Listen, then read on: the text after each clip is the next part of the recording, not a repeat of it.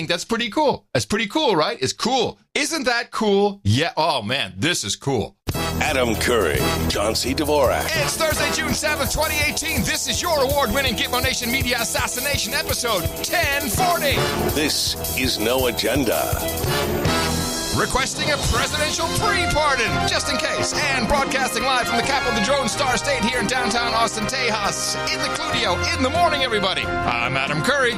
And from northern Silicon Valley, where it's gloomy and doom awaits, I'm John C. Dvorak. It's Crackpot and Buzzkill in the morning.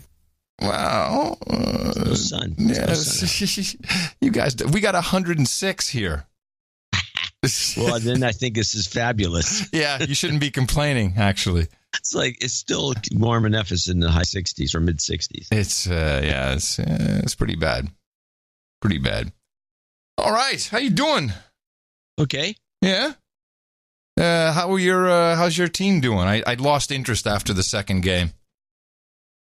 Oh, there was a more of a like, hey, these guys are just gonna win. Who wants to watch this? Stop. Well, they won again, the third game, which is a game they probably shouldn't have won, but the other team was out strong, and they're ahead by 10 right away, and they're just kicking ass, and then the Warriors kind of creep back in, and then creep back, and then creep, and then the other team craps out, and the Warriors win by 10. So, yeah, and it was boring. And it was a lousy game because our star players weren't doing very well. There was a one-man show with Kevin Durant, scored 43 points, and they won. It's not even. It's a known fact that the Eastern teams are just not that good. Right.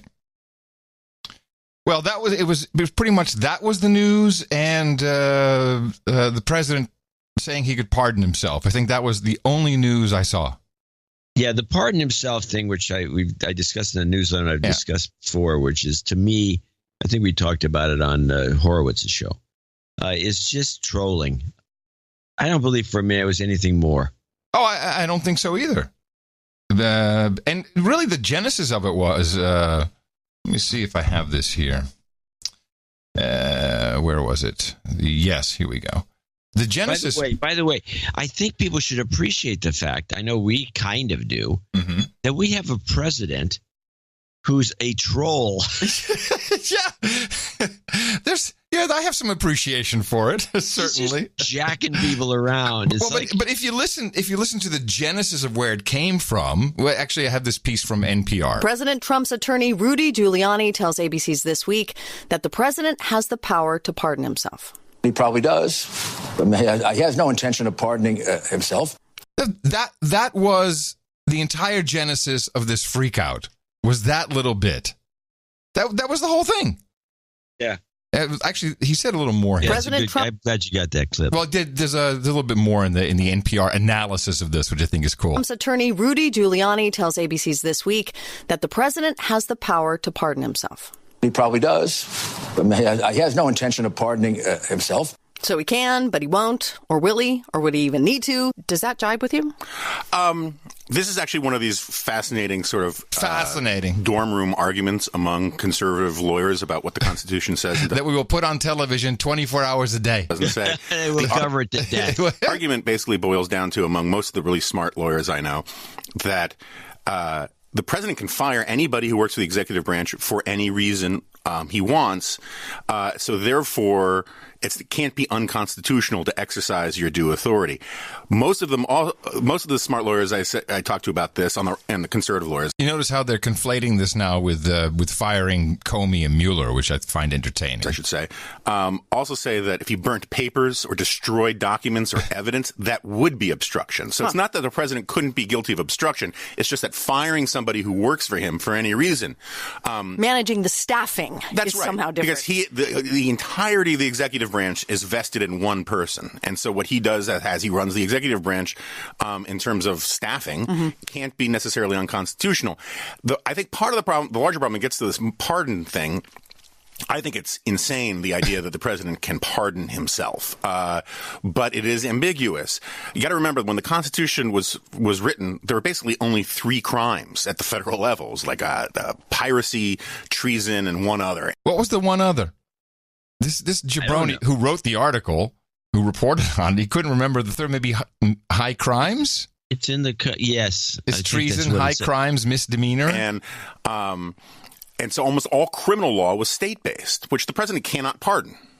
And so the idea that the founding fathers believed that the president could pardon himself for treason, I mean, maybe some thought it, maybe some didn't, but obviously the second he tried to do something like that, they'd impeach him. Right.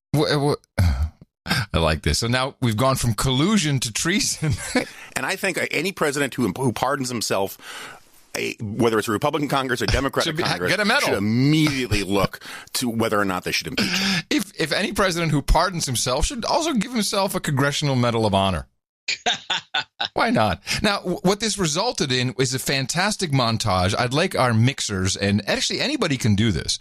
I'd like you to pay attention. This is, I got it from, what is this? The Media Research Center, very right-wing group. But they did a good job on putting the constitutional crisis of this pardoning into a beautiful montage.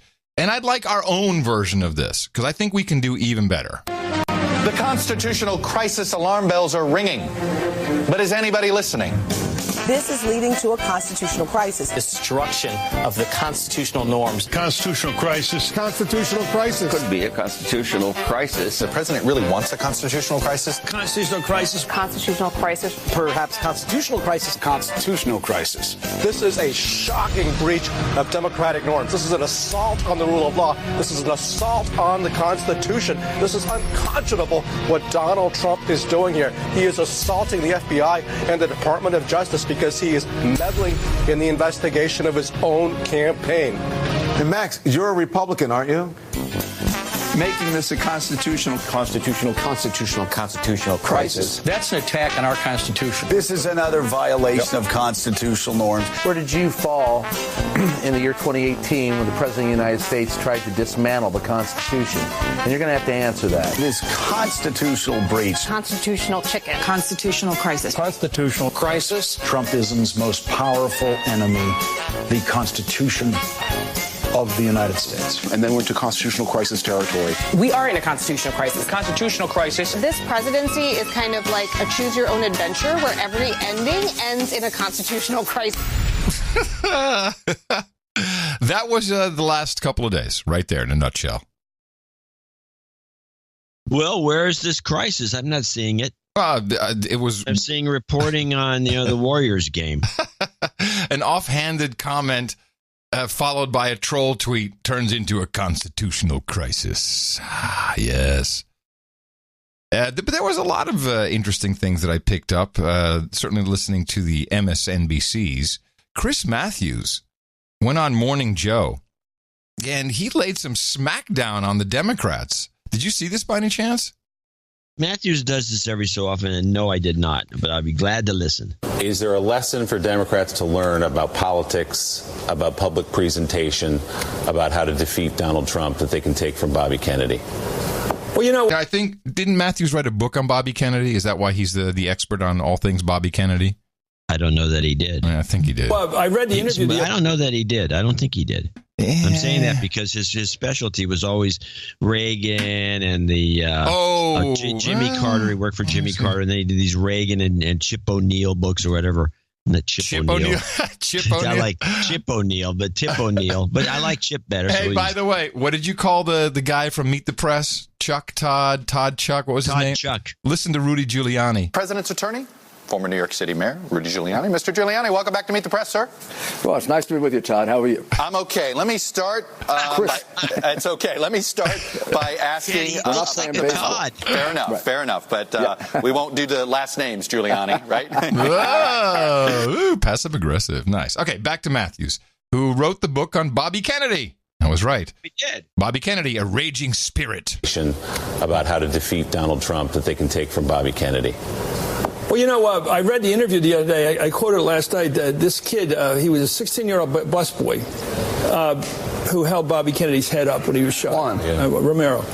Yeah. Juan Romero. And he said when Kennedy walked into his room, when he was delivering room service, that Kennedy didn't look through him, but he looked at him. And he said, you know, I felt I was 10 feet tall. And you and I knew Tip O'Neill and people like that. They're real liberals. Here's your Chip. And they're phonies. They're pie in the sky until they're always looking in the middle of the distance. They think they're better than everybody. They went to Yale Law, whatever, and whatever they got, they claim they're better than anybody. A true Democrat, lowercase d, thinks they're no better than anybody else. What is that? What I've never heard that expression, lowercase d. Oh yeah. What does that mean? What does that? Well, that means you're a Democrat. You're a Democrat with a capital D. That means you're in the party. Or okay. And the lowercase D means you're more of the nature of it. Okay. Oh, okay. Gotcha. Yeah, they went to Yale Law, whatever, and whatever they got, they claim they're better than anybody. A true Democrat, lowercase d, thinks they're no better than anybody else. That's what a Democrat is. And when the party regains that with white, black, Hispanic people, everybody starts to think of themselves as one of them instead of being better than them, they'll get back to the party of the people. And they're not there yet. There's too many elitisms. There's so much elitism in the Democratic Party. It's so outrageous. And it all comes to the notion of the meritocracy being entirely academic based. You don't want to hear about a master plumber being an elite. He is, or she is, but it's all academic. And it's a game they've been playing with themselves, and it's self-saluting. And I'm telling you, the people feel it. There's a party going on, and they ain't invited to it. And that's a big part of this. It's not just economics. I don't buy the whole Marxist argument. It's all about economics. It's not all about economics. It's about sensing that your leaders give a damn about you personally. And when that going on, I see some people like that out in the Democratic Party today. And but they got to keep a low profile. You got to stay down. There's too much self-saluting, too many events that seem to be about saluting them, too many galas. Yes. People are tired of it. I'm sick of them. And by the way, I'm rooting against them. I am, even though I may agree with them. He says, what? He said gala. Isn't it gala? I think, well, I prefer to say gala, but I often hear gala, which I don't think is good. Gala sounds like some woman. Yes. Is gala coming? Too many galas. People are tired of it. I'm sick of them. And by the way, I'm rooting against them. I am, even though I may agree with their policies. I think there's a party attitude of elitism, and I think they got to get over it. And it's too much talking to fundraisers, because the people they talk to on these kind of shows are really the people they want their money from, and they're the elite. Yes. And I mean, Hillary finally had a Bruce Springsteen concert the last night. How about it? A little late in the game. I mean, identify with the people that the blue-collar regular people identify with, not the elite entertainers. Just my speech. Mm-hmm. There are other ones, but that's one. I think that's something that Bobby would understand, and Joe Biden would understand, and a few other people would understand today. And I think that's a real problem. You know, and during the vacation, the keeper was reading that new book, Chasing Hillary, by the New York Times journalist who wrote of her adventure. And I don't need to read the book because she likes reading to me, and I like it when she reads to me. So she gives me all the important. Are you in a small cradle? Yes, with a little mobile above my head. And sucking on a binky. Yes. Hey, go on. I'm sorry. On go on. By the way, I want to go on. Finish. You want to mention what? I met Bobby Kennedy. Well, we'll talk about that in a minute. And the whole book is really, this journalist said that Hillary was completely elitist, did not want to deal with the press corps, thought she had it all sewed up with her buddies, the big press interviews. It was all Brooklyn. Brooklyn was completely off limits, and they were really, the way the journalist describes it, and she was all for Hillary, was incredibly elitist, incredibly out of touch with reality. But at least she had John Bon Jovi playing his guitar on the plane next to her. That must have been nice. So, Bobby Kennedy, not elitist, according to Chris Matthews. You met the man. Well, I got to meet him in Hayward, which is kind of a working class town, and during his campaign. Mm-hmm. And he seemed elitist to me. He didn't look at you. He looked through you. Well, maybe just through you. Stiff as he came around. Were you bringing him room service? Maybe that was the problem. It was like, I didn't notice that he was like, friendly even. I mean, I had met Gene McCarthy, who was the go-to guy for that era, for the anti-Vietnam War era. And Kennedy kind of stepped in there and bumped him out of the way. And resulting in resulting in his death. That's another thing. There's a lot of conspiracy things floating around about Kennedy's death now. In fact, including, here's Kennedy's oldest daughter, Kathleen. Yes, she's out there. She's saying she thinks it happened a different way. Well, I have a clip. Oh, This is her at the end of this is the Bobby Kennedy Sirhan Kathleen clip. This is the end of her interview with Judy on PBS. The very last thing I want to ask you both about very quickly, and that is, here we are 50 years later, and Kathleen, you have made a statement recently that you... that was kind of rude. The very last thing I want to ask you about, kind of quickly, like it's just an offhanded thing. Oh, this is the what's weird about it is this is a commercial-free. You think that they could be a little more open-ended, like we are. Yes. Instead of going to a hard break and all the stuff that commercial television does. Right. I just found I agree with you. I think it's ridiculous. The very last thing I want to ask you both about very quickly, and that is, here we are 50 years later, and Kathleen, you have made a statement recently that you think that there's reason to believe Sirhan didn't act alone. We only have a few seconds, but you're saying this is something that needs to be looked at. I've talked to my brother Bobby, who's looked into this a great deal, and I think he makes a very powerful argument that it should be looked at again. And Dawn Porter, it comes up in your film.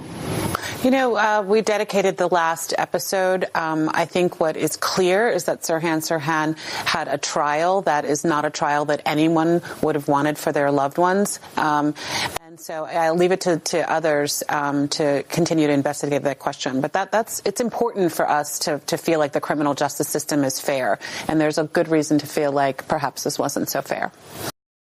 Not fair. Interesting. It is railroaded. Instead of just wrong, it's not fair. Yeah, that's a step further than wrong. Interesting.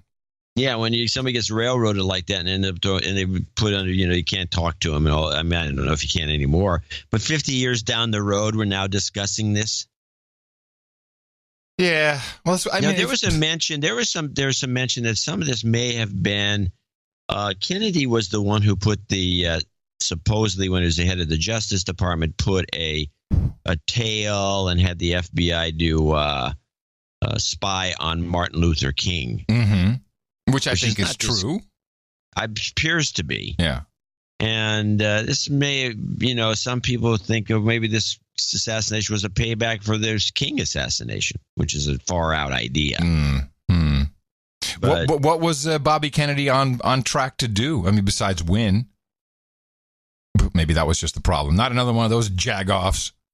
Well, there's an element of that. It's almost like it's almost like with Trump, there was a suspicion that the Kennedys were all mobbed up, and they really they didn't. Just looking at the family, yeah, I can see where that would come from. Yeah, so they're mobbed up, and they really shouldn't be in this position. Because they bring in a bad element, and so that happened. They were lowercase. Then you'd have to take it to the extreme and say that the Ted Kennedy, Mary Jo Kopechne thing was also staged, and really. It's always, anything's possible if you really. Well, I still have my questions about Junior and his plane crash. Yeah, and there's that element because he was making apparently headwinds. Pretty much cleared the way for Hillary.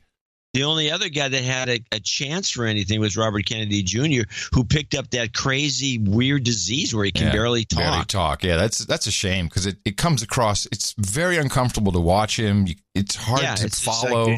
Hey, I've got a great idea, Bill. Let's mess up his vocal cords. Jeez. So they've been sidelined. It's too many incidents, too many coincidences, too much. Yeah. So, but Bill Clinton, has he now started working for Trump? Well, Clinton's only, I don't know that he has. I'm sure he hasn't, but what am I thinking? But he is really on this Korean thing seems to be, and it has a lot to do, I think, during his era when he was president. I think he wanted to do the peace deal with Korea because he had Madeleine Albright go over there. Well, first of all, why is he doing interviews he has a book. I guess that would be the reason. He has a book. He has a book. He's doing interviews with the co-author of the book, James Patterson, the guy who wrote it, I would presume. Who's a kiss ass if I've ever seen one. And it's funny, I don't have the clip here. I do. But he about a week before he came on the Colbert Show. Stephen King was on Colbert, and he was kind of condemning Patterson. Oh, in some funny way, and gave Colbert questions to give him, which he never did. Oh, well, I have a trifecta. The first is really NBC just sticking it to Bill on the Today Show, which was an edited interview. It could have easily edited it out, or maybe they edited it to make it better. But it seemed to me like, this was retaliatory, maybe for when Matt Lauer asked the verboten email question, or I don't know what it is, but it just seemed like totally out of character for NBC, and here's what took place. Looking back on what happened then, through the lens of Me Too now, do you think differently or feel more responsibility? No, I felt terrible then, and I came to grips with it. Did you ever apologize to him? No, yes, and nobody believes that I got out of that for free.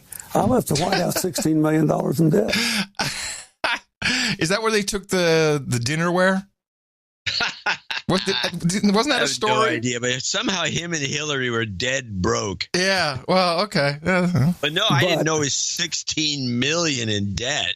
You typically have ignored gaping facts in describing this, and I bet you don't even know them. This was litigated 20 years ago. 2/3 of the American people sided with me. Now, that's a statistic that I was unaware of. Do you know where this comes from? The 2/3 of the American people sided with me 20 years ago? I think it was a poll, and I think you might be right. But what people saying what? Like you didn't? It's they were pushing the promotion, he lied, but people didn't die. They lied, but nobody died. Okay. And there was this promotion of, you're wasting. This is the moment when Move On was formed. Move On was an organization designed to tell you, let's move on from this. We don't want to be dealing with this Clinton impeachment. Really? That is the genesis of the Move On organization? The genesis of MoveOn.org was the Clinton impeachment. Things you never knew. And I bet you don't even know them. This was litigated 20 years ago. 2/3 of the American people sided with me. Yeah, your No Agenda show knows. They were not insensitive to that. I had a sexual harassment policy when I was governor in the 80s. I had 2 women. Let me, Bill, a little bit of advice. When you're on the hot seat, as we say in Holland, als je geschoren wordt, moet je stil blijven zitten. When you're being shorn, sit very still and don't go into, I had a sexual harassment policy in the 80s. What an idiot. Staff when I was governor. Women were overrepresented in the Attorney General's office in the 70s for their percentage in the bar. I've had nothing but women leaders in my office since I left. You are giving one side. It almost sounds like he's saying, I had inventory, my friends. I had inventory. And omitting facts. Mr. President, I'm not trying to present a side. You asked me if I agreed. The answer is no, I don't. And I asked if you'd ever apologized, and you said you had. I have. You've apologized to her. I apologize to everybody in the world. But you didn't apologize to her. I have not talked to her. Do you feel like you owe her an apology? No, I do. This is my favorite. This is where it's sad, kind of, because the old Bill Clinton would have been so much faster in coming. I mean, he just messed it up. Hey, hold on a second. I do want to warn you. I do have the Colbert retort to this, because Clinton went on Colbert. I have that too, but we'll play yours. Because it seems to me that there's a couple of things involved here. One, the Colbert show, showing up on Colbert, looked like an emergency booking. Well, hold on. There was no promotion last week. The second thing is the Today Show is done at, you have to get up at like 5 a.m. to do this show.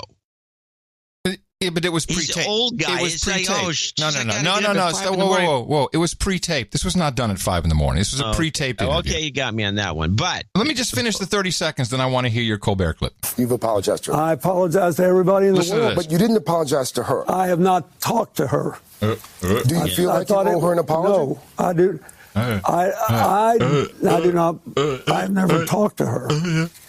But I did say publicly on more than one occasion that I was sorry. That's very different. The apology was public.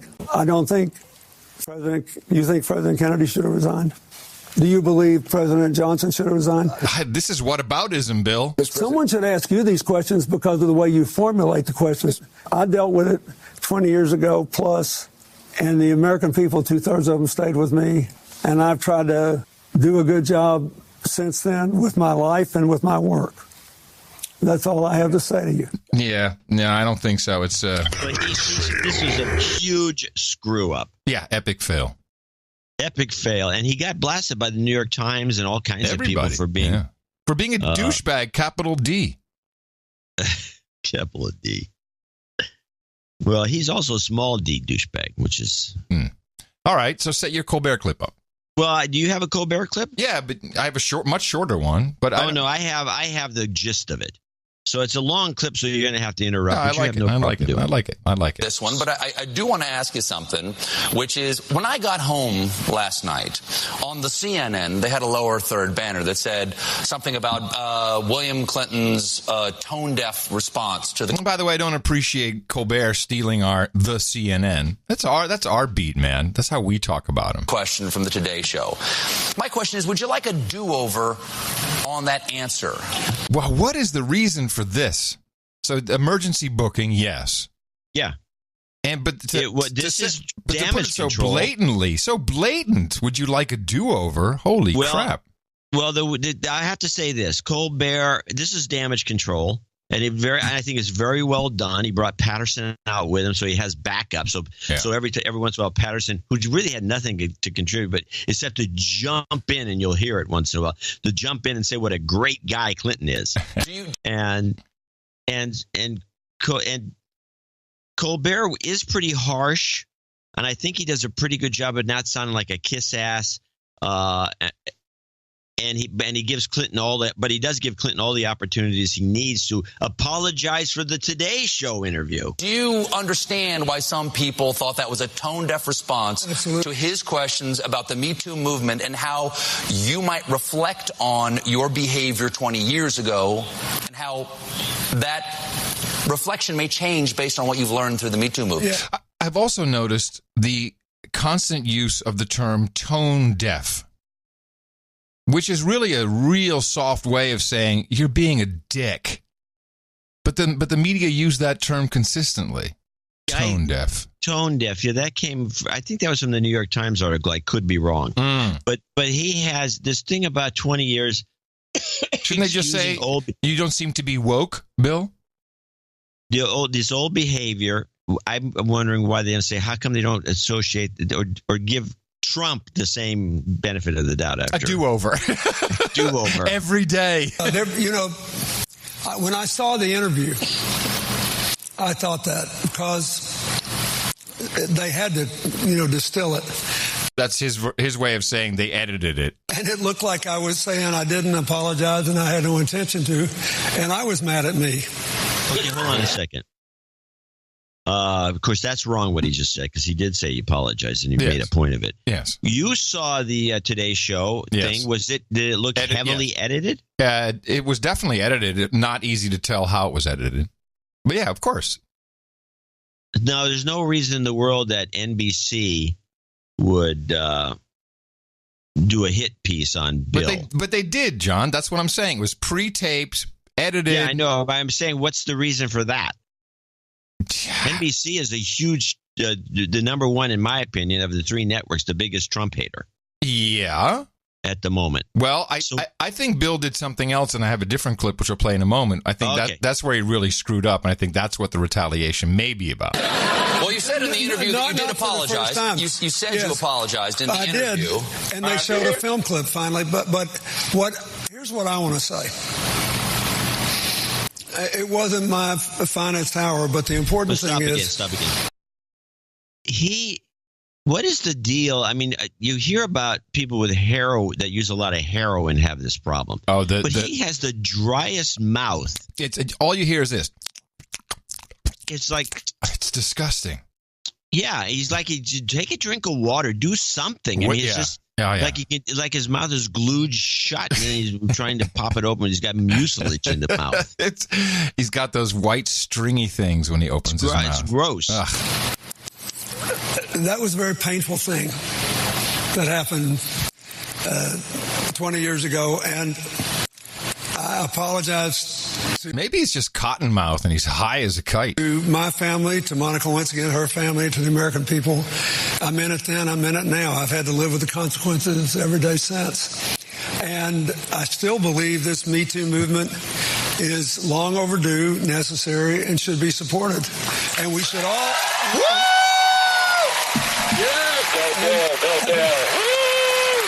Oh, by the way, but stop. That applause, if you listen to the whole thing and the way it was done, either that one or another one, but was edited in. Anyway, it just seems as if there was just the slightest amount of lag in the applause. Yeah. And it didn't go from like somebody, you can hear somebody starting. No, it went to full blast. Yeah. You've heard this where people start clapping, and then all of a sudden a big clap, applause. This was a massive attack off 2 beats. I believe they turned the applause sign on. I think you're right. Let's listen again. Hold on. Let me go back. Here it is. I can see it on the waveform. Here we go. And should be supported. And we should all... Nah, I heard a couple claps coming at the start there, John. I did. Well, maybe. Well, they're happy. That's for sure. And that might not I'd like to be the think right that one. we're all getting better. What? What'd you say? There was a point where it just seems to me that they turned the sign on. Better as we go along. Here's the other thing. I've spent a year now with President Clinton, and I went in liking him. But in that year, I found he's just a wonderful, wonderful, wonderful human being, and he spent his whole life. This is Patterson. Wonderful, wonderful. What kind of a writer would say that? Wonderful, wonderful. It's a wonderful, wonderful life. Now, the thing is that how does this jive with another guy who likes him, but also thinks he's a psychopath, which is George Stephanopoulos, who once said that he's a horrible sociopath and he just out for everything has to be about him. Yeah. So how does that match with what Patterson just said? I don't know. He's a wonderful guy. He's going to make me rich with this book. No, he didn't say that. Wonderful, wonderful. He said he's a wonderful, wonderful guy. 3 wonderfuls. Yes. All right. Here's the other thing. I've spent a year now with President Clinton, and I went in liking him. But in that year, I found he's just a wonderful, wonderful, wonderful human being. Right, 3. And he spent his whole life trying to do good things for this country. And since he's been out of the presidency with the foundation, he's done incredible things for all around the world.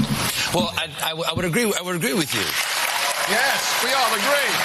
Woo! If I could, I would think some of the reason why people saw that interview and thought that it was tone deaf or whatever word they wanted to use is that you seem surprised that question would come up. That there's somehow that this had all been adjudicated in the past and there's no reason to talk about it again, when it seems like the spirit of the Me Too movement is that it doesn't matter how long ago it happened.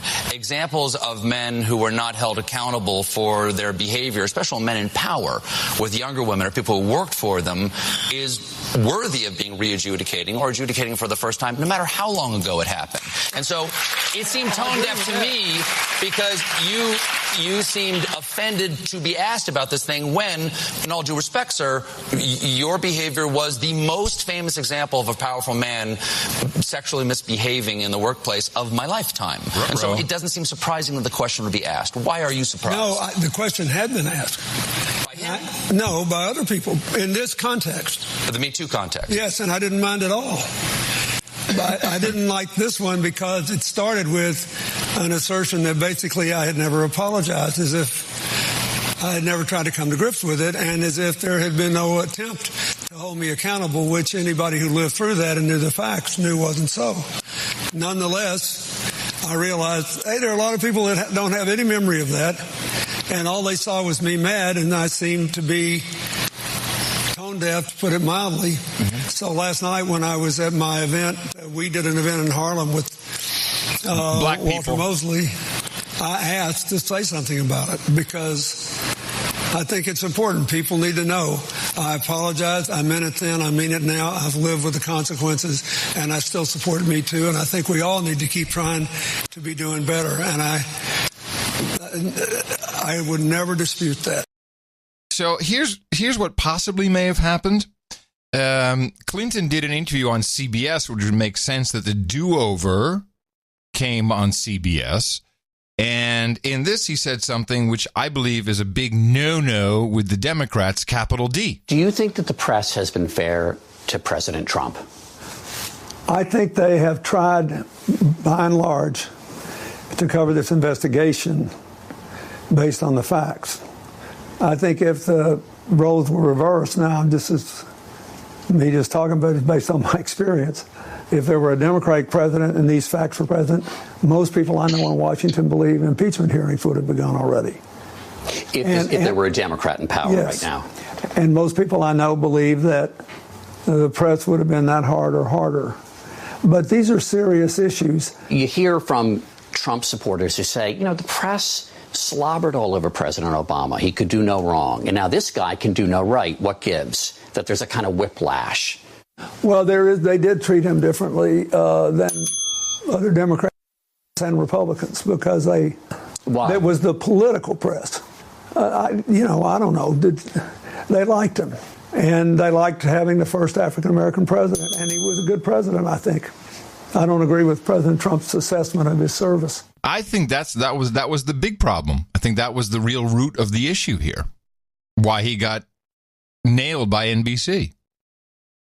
Well, it seems to me that it wouldn't be a problem, except that it's possible that the hypersensitivity of the media, knowing that they're screwing up, brought this out.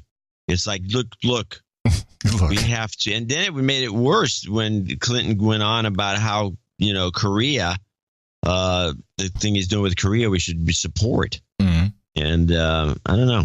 Yeah, maybe this is as good a theory as any, because I found the whole thing to be weird. Yeah. And I'm sure Hillary wasn't happy with that at all. And maybe just the Democrats, capital D, who just want nothing to do with the Clintons anymore. Just done with them. That's a possibility, because that goes back to one of our old theses, which is that Hillary's still hanging around. She still has her machine. They can crank it up again, and the next thing you know, in 2020, it's going to be Hillary running for a third time. She'll be the Harold Stassen of our generation. Yeah. The reference a few people will get. Give us an explanation. I didn't get it. He's a guy who used to run for president. My dad used to talk about him, but he was a guy who kept running and running. And like Hillary, and never winning anything. You can't win, but Hillary would be. This would be a third go round, and it would be a disaster for the party. They think. Disastrous, yeah. And so, they're all fighting. They're all jockeying. Maybe this is just let's knock them both out of the picture. Yeah, they're all jockeying for position now. What is the party going to be? Except for the anti-Trump party, they got that down, but now they have to maybe, we need some leaders. We need someone who looks like they can do the job. Where's Clooney? We have a Clooney clone, Gavin Newsom, good-looking guy, wears his shirts, he doesn't wear T-shirts, he wears his shirt open. Hey, look at that, I'm a tough guy. And he's running already. He's decided to, instead of running on issues or anything else, because there's no issues you can run on as a Democrat in California. We have the highest taxes. We have some of the worst education results in the country. Everything is bad. The roads are falling apart. It's just one thing after another. So he's running on as a Democrat, he's running on an anti-Trump platform. So, couple things. One, and it's like, okay, good luck with that. It didn't work for Hillary. So the number 2 guy in their jungle election is John Fox, I think his name is Cox. John Cox. He's a Republican. So maybe that was unexpected. Well, there's a couple of thoughts here, if you want to talk about it for a second. Sure. It was kind of hoped for by Newsom, because he didn't want to run against the Democrat because they could, they know each other's dirty laundry. And he felt that because the state is 2/3 Democrats and very few, I think, is a quarter Republicans and most independents. Although they do vote Republicans in as governor every so often, and this guy could be offensive enough that this could happen to him, although I don't think it will. He felt that he had a better shot at beating a Republican because there's a clear difference, and he can run against Trump. Right. Okay. Because Trump is supporting Cox. I'm going to change my position. consistently told you that you need to get out of California, I want you to stay. I want you to stay on the Titanic until that fucker is down, the iceberg is floating overhead, and you need to report on it. Yeah, well, it won't go down because of the weather. Yeah, what? The mud flats still dry, I guess. Good. The mud flats are still there. I mean, come on, people. Looking out there now, there they are. There was quite a bit of interesting news about the news, if you will. Apple is going to help you. I mean, Apple, I don't know if you saw the Worldwide Developer Conference keynote, which I missed it. I wanted to watch it. Here's how every demo went. And we got this thing over here. That's pretty cool, right? Which was the applause line cue. Every single person who presented something at some point would go, I think that's pretty cool. That's pretty cool, right? It's cool. Isn't that cool? Yeah. Oh, man, this is cool. And it wasn't cool. It was like, man. Yes, it helps if it actually is cool. Yeah. Oh, wow. Now I can ask Siri if I'm on time for my plane. But they're going to help you with the news. Thanks, Craig, and it is so great to be here. Woo! I'm excited to tell you about some great updates in some of our most popular apps, starting with one of my favorites, News. Woo! So, News is a personalized feed where you can see all the stories you want to read pulled together from trusted sources. And our top stories are handpicked by the Apple News editorial team to make a great collection of curated content. She's stuttering over the fact that to propagandize you, I mean, to make sure there's no Trump team to make a great collection. Of curated content. Yes, it's a great collection. With our new Browse tab. Ooh. You can might as well listen to the whole presentation. Discover new channels and topics. We've made it even easier to jump to your favorites, because that's why they're your favorites. Yeah, right? Favorites. News shines on the iPad. We've added a new sidebar, and it's a great way to navigate. It makes it easy and I think fun to dig into the areas you're most interested in. Dig in, people. So that's news. And that's news. But not quite as good as what the face bag is doing. Oh, no. Those guys are way ahead of the curve. Welcome to Full Circle, CNN's live night. CNN's Anderson Cooper, Shepard Smith of Fox News, and Univision's Jorge Ramos, all coming to Facebook this summer as the social media giant tries to improve the quality of news on its platform. Reuters correspondent David Ingram. Anderson Cooper is going to do this from his regular CNN studio, and it's going to be in addition to all of his other CNN duties. Apparently, all these anchors still have time in their day to do yet another show. These are all going to be Facebook shows. The terms were not disclosed, but these are big-name anchors and big-name news organizations that would not be doing deals with Facebook if Facebook were not paying them something that they thought was a fair rate. The shows are for Facebook's video service Watch, and other programs, including one by ABC News, will also be produced for Facebook. The tech giant says the shows will experiment with social media features such as polls. News has been a really tricky area for Facebook because of the proliferation of fake news and hoaxes. This is a chance for Facebook to put more high-quality news into Facebook. It's also a chance for Facebook to maybe get a bigger share of the ad revenue pie. Facebook has had a rocky relationship with news organizations as it piles up advertising profits while paying little for content. But news executives expressed satisfaction with the latest arrangement. Facebook also made sure it had a wide range of views represented. Expect the first shows to hit your Facebook feed by the end of the summer. I mean, well, a couple things. One, it's too bad we're alt-right. Too bad we're so alternative, because people are making bank today with Netflix and now Facebag. You're half a celebrity and you can make a lot of money. Too bad I'm just a washed-up VJ. Yeah, well, there you go. Podcaster. What are you going to do? Yeah. But two... Yeah, well, at least you don't have to go into the office and you don't have somebody saying, we like what you get. You got to come there. We need to talk. Yeah, we need to sit down for a second. You've been doing a pretty good job here, but we think we're going to go in a different direction. Yes, we're thinking more black female lesbian. Yeah. So they've got Anderson Pooper, Shep from the Fox Newses, and then what's his name from Univision? Jorge. Oh, that Jorge. So we have nothing but left-wingers. Yeah. And they're going to be doing... But they use Shep. Shep is like a straw man. Well, he's always, if he works for Fox, he must be as conservative. I don't even see him as conservative. I don't know. But yeah, I guess everything's represented. Left, right, and Spanish. Yeah, that's perfect. So, but to have three... First, for CNN, Fox, and Telemundo to allow... Univision to allow that. To allow their anchors go to the enemy. I mean, of course, they gave them their best guys, obviously. But it's like, what are you doing? You can't beat him? You're going to join him? I'm not so sure why they're doing this. Well, now that you mention it in those terms, it's idiotic. Yeah. These guys are the competition. Unless it's like, hey, Washington Post over here, can we use your two top guys over at the New York Times as columnists? How about this? How about a balanced report? No, how about this? How about ad sales? Because it was mentioned specifically in the report about advertising. What if ad sales doesn't go through Facebook?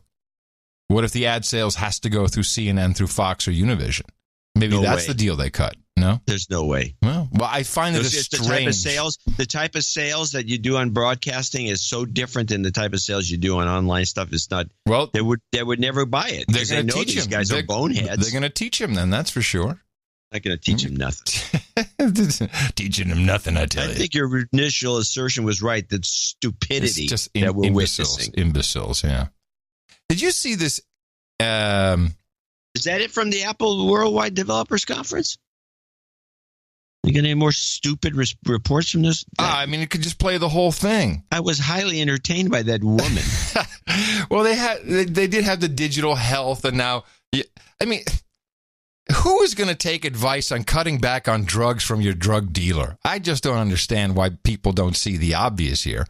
Oh, yes, Apple will give you a screen time. It's going to tell you, you've been on Instagram for 3 hours today. Every example you see of this is between 3 and 5 hours that people are on Instagram. Yeah. I mean, talk about your time sink. By the way. This is the average. Time sink. Yeah. Well, I got some OTG stuff later. Oh, shoot. No, I don't. I don't have anything except that, I mean, I do. So this notion of your phone listening to you, and the only reason I'm tying it to Apple is because I went into the Apple, the Xcode, their SDK, their software development kit, specifically for iOS. And it turns out that I'm pretty sure that phones are, the people say, I was talking about this, and then all of a sudden the next day I got an ad for the same thing. I was over here, and then I got an ad for something we were talking about. And everyone's saying, no, we don't listen. But that's not true. I looked at the Apple in iOS has ways for you to tap into keyword recognition. So, in essence, it's a trick to think that your phone is not listening to you until you say, hey, Siri, because it is listening the whole time. It's just picking up that wake word. But in the actual SDK, you can access this yourself, and you can say, okay, you're listening all the time, and then when this particular word comes through, this trigger, and there could be thousands of triggers from thousands of apps as far as I'm concerned, then it will pick it up, and then you can trigger a script and do something else, which is kind of, to me, explains why you talk about it and the next day it shows up on your feed, because it's triggered, it has to be registered. Okay, here's a guy who said Levi's, we need to show him some jeans, it makes sense, and put it in tomorrow's run, boys. Now, in order to use this, your app does need to request permission. What's a little unclear to me is how that permission is asked. If it says, in some cases it says Siri wants to use wants to access your microphone. Ask when you install the product. I'm not so sure with iOS if it doesn't ask you later on again. I think it may have changed. I don't think it has to. When you install these products, I wrote a whole column about this. On Android, Google abusing it. Yeah, Google takes everything that, your firstborn practically, so you can use Google Navigator. And once you agree to that, then they can use it for anything they want. They can do all this stuff on top of that in other apps. Here's the thing. I'm pretty sure that Google, they, when you, as you say, when you install the product is when you give away those permissions. I think iOS does it differently. I'd like to know if anyone who has had this happen to them, if they have an iPhone or an Android phone. I'm pretty sure it's Android. So what we're learning now is that third-party apps can access so much on your phone, and there is just this continuous stream. Once it's been put on, there's a continuous stream, just recording, just hearing what you're saying, and there's a speed. And I know how this works now because I've been doing this for the past couple of weeks with the Mycroft open source talking tube. So now I'm understanding how this works, and you could just put in any trigger word. You could anything you want for this user. If you hear that, let us know, and you'll send it back to home base. And it's the third-party apps. It's not now. Facebag says they're not doing it. I think it's touch and go. Is if you say we're not eavesdropping on you, but your phone, which has always been my problem, your phone has so much information about your location. And now, if you look at the development side, anyone can make an app that can do this and can then trigger any kind of event like an ad buy based upon what it heard. It's really disturbing. Which is why I'm OTG, baby. Well, I don't even turn the phone on, so I don't care. But if you this reminds me, for some reason, I was thinking about this crazy moment in time when Google is still in its formative years, and they were experimenting with advertising and using you put a search term in, and they used to have the ads on the side on a little sidebar. And you'd type in corpses, and then all these guys had bought any word pretty much and say, on eBay, you can get a deal on corpses. And you'd have all these humorous little things on the side because eBay apparently was selling everything. Need to know more about necrophilia? Go to eBay. By the way, you can go back to when I was in Los Angeles. So what was that, 2009, 2010? When I was living in LA? Around that time. Sure. And I was on Twit, This Week in Tech, and you can go see where I said, very explicitly, I said, with the introduction of Google Voice, which opens up your browser and allows access to the microphone to Google, I said, you watch, I predict there will be ads based upon what you say in the future. And I was laughed at. And kicked off the show. Eventually kicked off the show. Yes. Well, something funny happened. So in my final, when we're talking OTG off the grid, I'm anti-tracking. I'm pro-sanity. That's what this is about. I just don't want pro-sanity. I don't want to be I don't want a phone in my life that is doing all this stuff. But, and I'm also anti-tracking, but, within reason. So the only thing, two things happened. One, I'm on T-Mobile. T-Mobile came out. This is very good. I'm happy with them. They came out with something called Digits. And Digits is either an app or you can get it through the web browser. You can send, receive calls and text messages from any device. Thank you very much, T-Mobile. So now I could finally shut off Apple's iMessage, which is another trap that you get sucked into.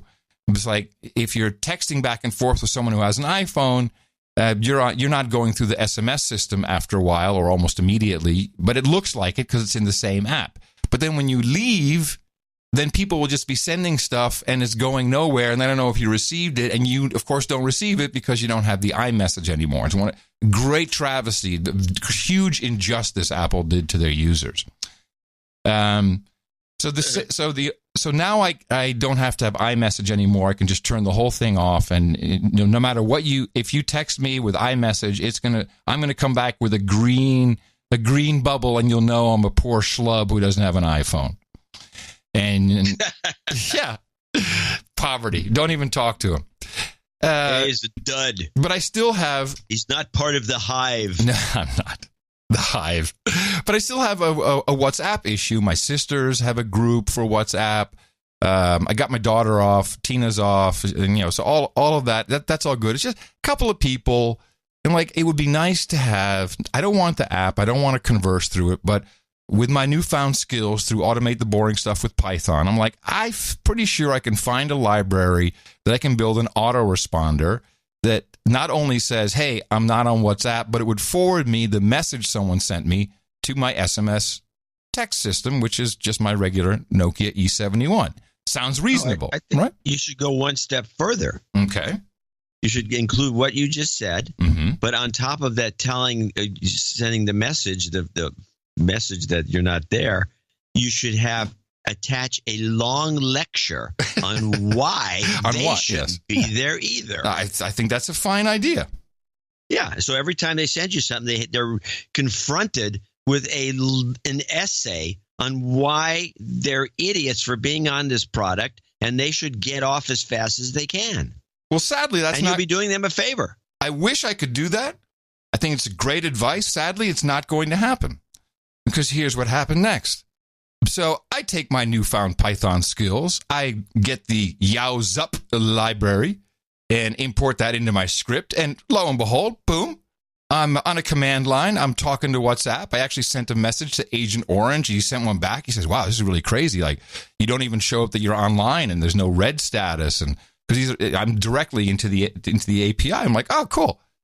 So I'm like, I'll just let that sit, and I go to get some groceries. I come back, and it's disconnected. I'm like, oh, what's going on? So I said, well, let me go check and see how it is on my phone. And it says here, the message is still the same. Your phone number, and it has my number, is banned from using WhatsApp. Please contact customer support for assistance. Which I did. And of course, I didn't hear back from them. But apparently, you're not supposed to just command line to the API. And now I've been banned, which did solve my WhatsApp problem in a strange way. Because it's just not. Yeah, but there goes the lecture.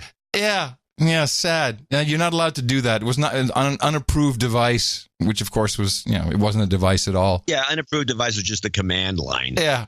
So I got banned, and I think it's for life. Because they're not. You got K-lined. I get what?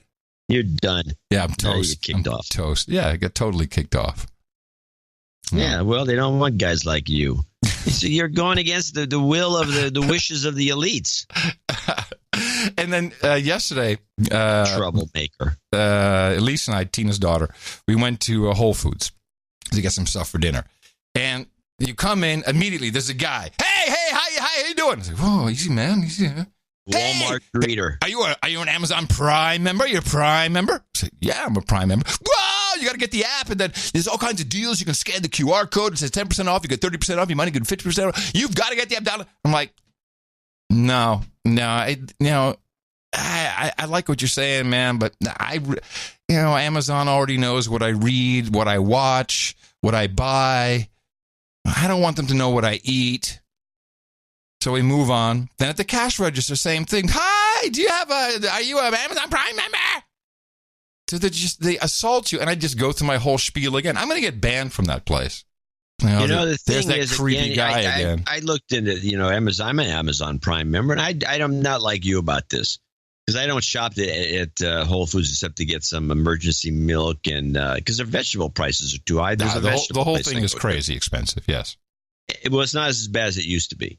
So I get some grapefruit juice and milk, maybe some. That's about it, and some bottled water. So I don't care if they know that or not. But the thing is, it's like you got to run this app. You can put this on your phone, and you show it to the guy, and you get your discount or whatever you get. Yes. But they won't. It doesn't run on anything pre-Android 5.0. So this is exactly what was so funny. So I'm talking to the cashier, and I say, "Hold on," and I pull out my Nokia E71. Do you have an app for this? She goes, Lordy, I haven't seen one of those for 10 years. She's totally bowled over. Couldn't believe it. Yeah, unless they start sending out cards. Yeah, that they can scan, now you're talking. None of these phone apps work on it. It won't work on my Nexus 7, which I can't really upgrade to 5 because there's not enough memory. And it won't upgrade on my old Nexus Galaxy because it's got Android 4.4.4, and it won't go. It just says, they've abandoned it because and apparently they can't write the code for these old devices, which it should work fine. It's not can't. And it's not as though they can't write the app to work on the old phones, but they won't do it. No, they won't. Of course not. That's because they wanted you to buy a new phone. Screw them. Not just that. They want to have all the extra data that your phone delivers along with your purchase. Yeah, well, they're not getting that. That's for sure. But I want a card. I know you want a Where's card. Where's our card? I'm going to ask them for a card. Where's the card? I don't have a. Okay, I don't use these phones, but I'm a Prime member. I do have a good tip for all Prime members. Amazon, they have an offer for the Nokia E71, $36, and it's brand new. And it'll say out of stock because if for some reason you order it and then out of stock, and then the next day, ka-ching, hi, this is China calling. It's coming out of the printer right now. It's on its way. This is a great deal. $36 for a really good phone. I ordered 4. Those things. I'm like Dvorak I'm going to now. take it to my grave. I'm like you now. You down with OTG? You down with OTG? You down with OTG? Adam's OTG. You down with OTG? And with that, I'd like to thank you for your courage and say in the morning to you, John C. And the C stands for Can't Load the App, Dvorak. In the morning to you, Mr. Adam Curry. Also in the morning, all ships and sea boots on the ground, feet in the air, subs in the water, and all the dames and knights out there. In the morning to the troll room. Hey, trolls. NoAgendaStream.com is where you can check in live. We just added Rock and Roll Geek to the lineup, by the way, on the stream. Good stuff. You can listen to it all day. And, of course, you can hop in and you can also chat along with the trolls if you so wish. And I also want to say in the morning to all of our artists who continuously are uploading fantastic album art. Of course, we can only choose one, and that honor was bestowed upon Illuminadia. And she brought us the artwork for episode 1039. Title of that was Bot Cops. And this was the brain with the Ambien, and it was the Ambien, I guess the racist. The composition of what Ambien is, zolpidem tartrate, and then it had a little arrow to the area of the brain where racism occurs, only in Roseanne, apparently, when you take the Ambien. And it was good. It was topical. It was a nice piece. I think she is standing in the area. Isn't she? She's a biologist of sorts. Of sorts? Yeah, well, she does, I think she does the what's it called? You're doing gene stuff. Oh, she reads your tarot cards? No. Sorry. Genetic engineering and things of that nature. Yes. She's a biochemist. Gotcha. She's a biochemist is probably what it is. Okay. I don't know. We got so many high-end We people, have a lot of... We got Eagle Scouts. It's an embarrassment to us. I mean, our show, we have our producers, biochemists. We have Eagle Scouts. Tons of Eagle Scouts. Just hardly a week goes by, I don't get another letter from a different Eagle Scout. We have Eagle Scouts and hams. Both the same. I'm very proud of that. I think that's quite a testament. Yeah, who knew? We got a lot of military, too, and a lot of intelligence. Yes. We must be Republicans. Or something. Yeah. All right, we're starting off with some people to thank for being as executive producers and associate executive producers for show 1040, which didn't turn out to be such a great number. I liked your whole 1040 idea. The idea was funny. Yeah. I could have maybe expanded it to 1040, 1040 dimes. I could have done the whole bit, but I didn't. Nah, we just need to focus on regional stuff. So we have the number one donor is Anonymous in NorCal, who sent a note in. He sent he wants to be anonymous, and so he sent in a Western Union MoneyGram. Nice. John and Adam, here is a long overdue token. It's in longhand, which is another way of saying cursive. We used to call it longhand. Mm-hmm. Here's a long overdue token of my esteem for your continuing efforts. Hopefully this note in cursive or longhand when I was a kid will make up for my slackness. If the pain you suffer gathering these clips is in any way proportional to the pain I suffer in listening to them, not in a bad way, I assume, You have truly earned this check. Gotta go. My head is killing me from writing this. No, my hand is killing me from writing this note. Yeah. Oh, that's good. Right. Your hand starts to ache. If you need to ID me in the future, please use writes like crap. That was it. All right. Well, thank you very much for your courage. I appreciate that. NJNK for him. Apparently. Okay. Sir Marcellus, $333.33. And he writes, keep up the great work. Show after show is amazing. Album art is amazing. Producer sound bites and jingles are amazing. Songs and remixes are amazing. Your analysis is amazing. So it sounds like James Patterson. And I love how there's always discussions and disagreements about each other's analysis. I made up this word. And the show is absolutely fantastic when you disagree and discuss your different analyses. Like it and loving it. Thank you, Sir Marcellus. Okay. No jingles, no nothing. All right. Thank you. Tiffany Fiedler in Wauwatosa, Wisconsin. And she writes, let me just start off this note with the fact that I'm turning 33. Is she on the list? Yes, she is. Yes, she is. On June 8th, hence the 333 donation. Also, I'm looking for some sweet, sweet karma for my upcoming brain surgery on June 20th. What? She says, don't worry. It's not a tumor. Oh. It's my first donation, so please de-douche me. You've been de-douched. Thank you guys for everything. My husband has been listening to you for so long that we have a set of commemorative coins for our wedding day, October 10th, 2010, 10-10-10. He always tried hitting me in the mouth, but I wasn't into podcasts, so I never gave in. Then he broke down the 6-week cycle for me, and I've been hooked ever since. Nice. My husband and I deconstruct together every night that we cook dinner together or take long car rides.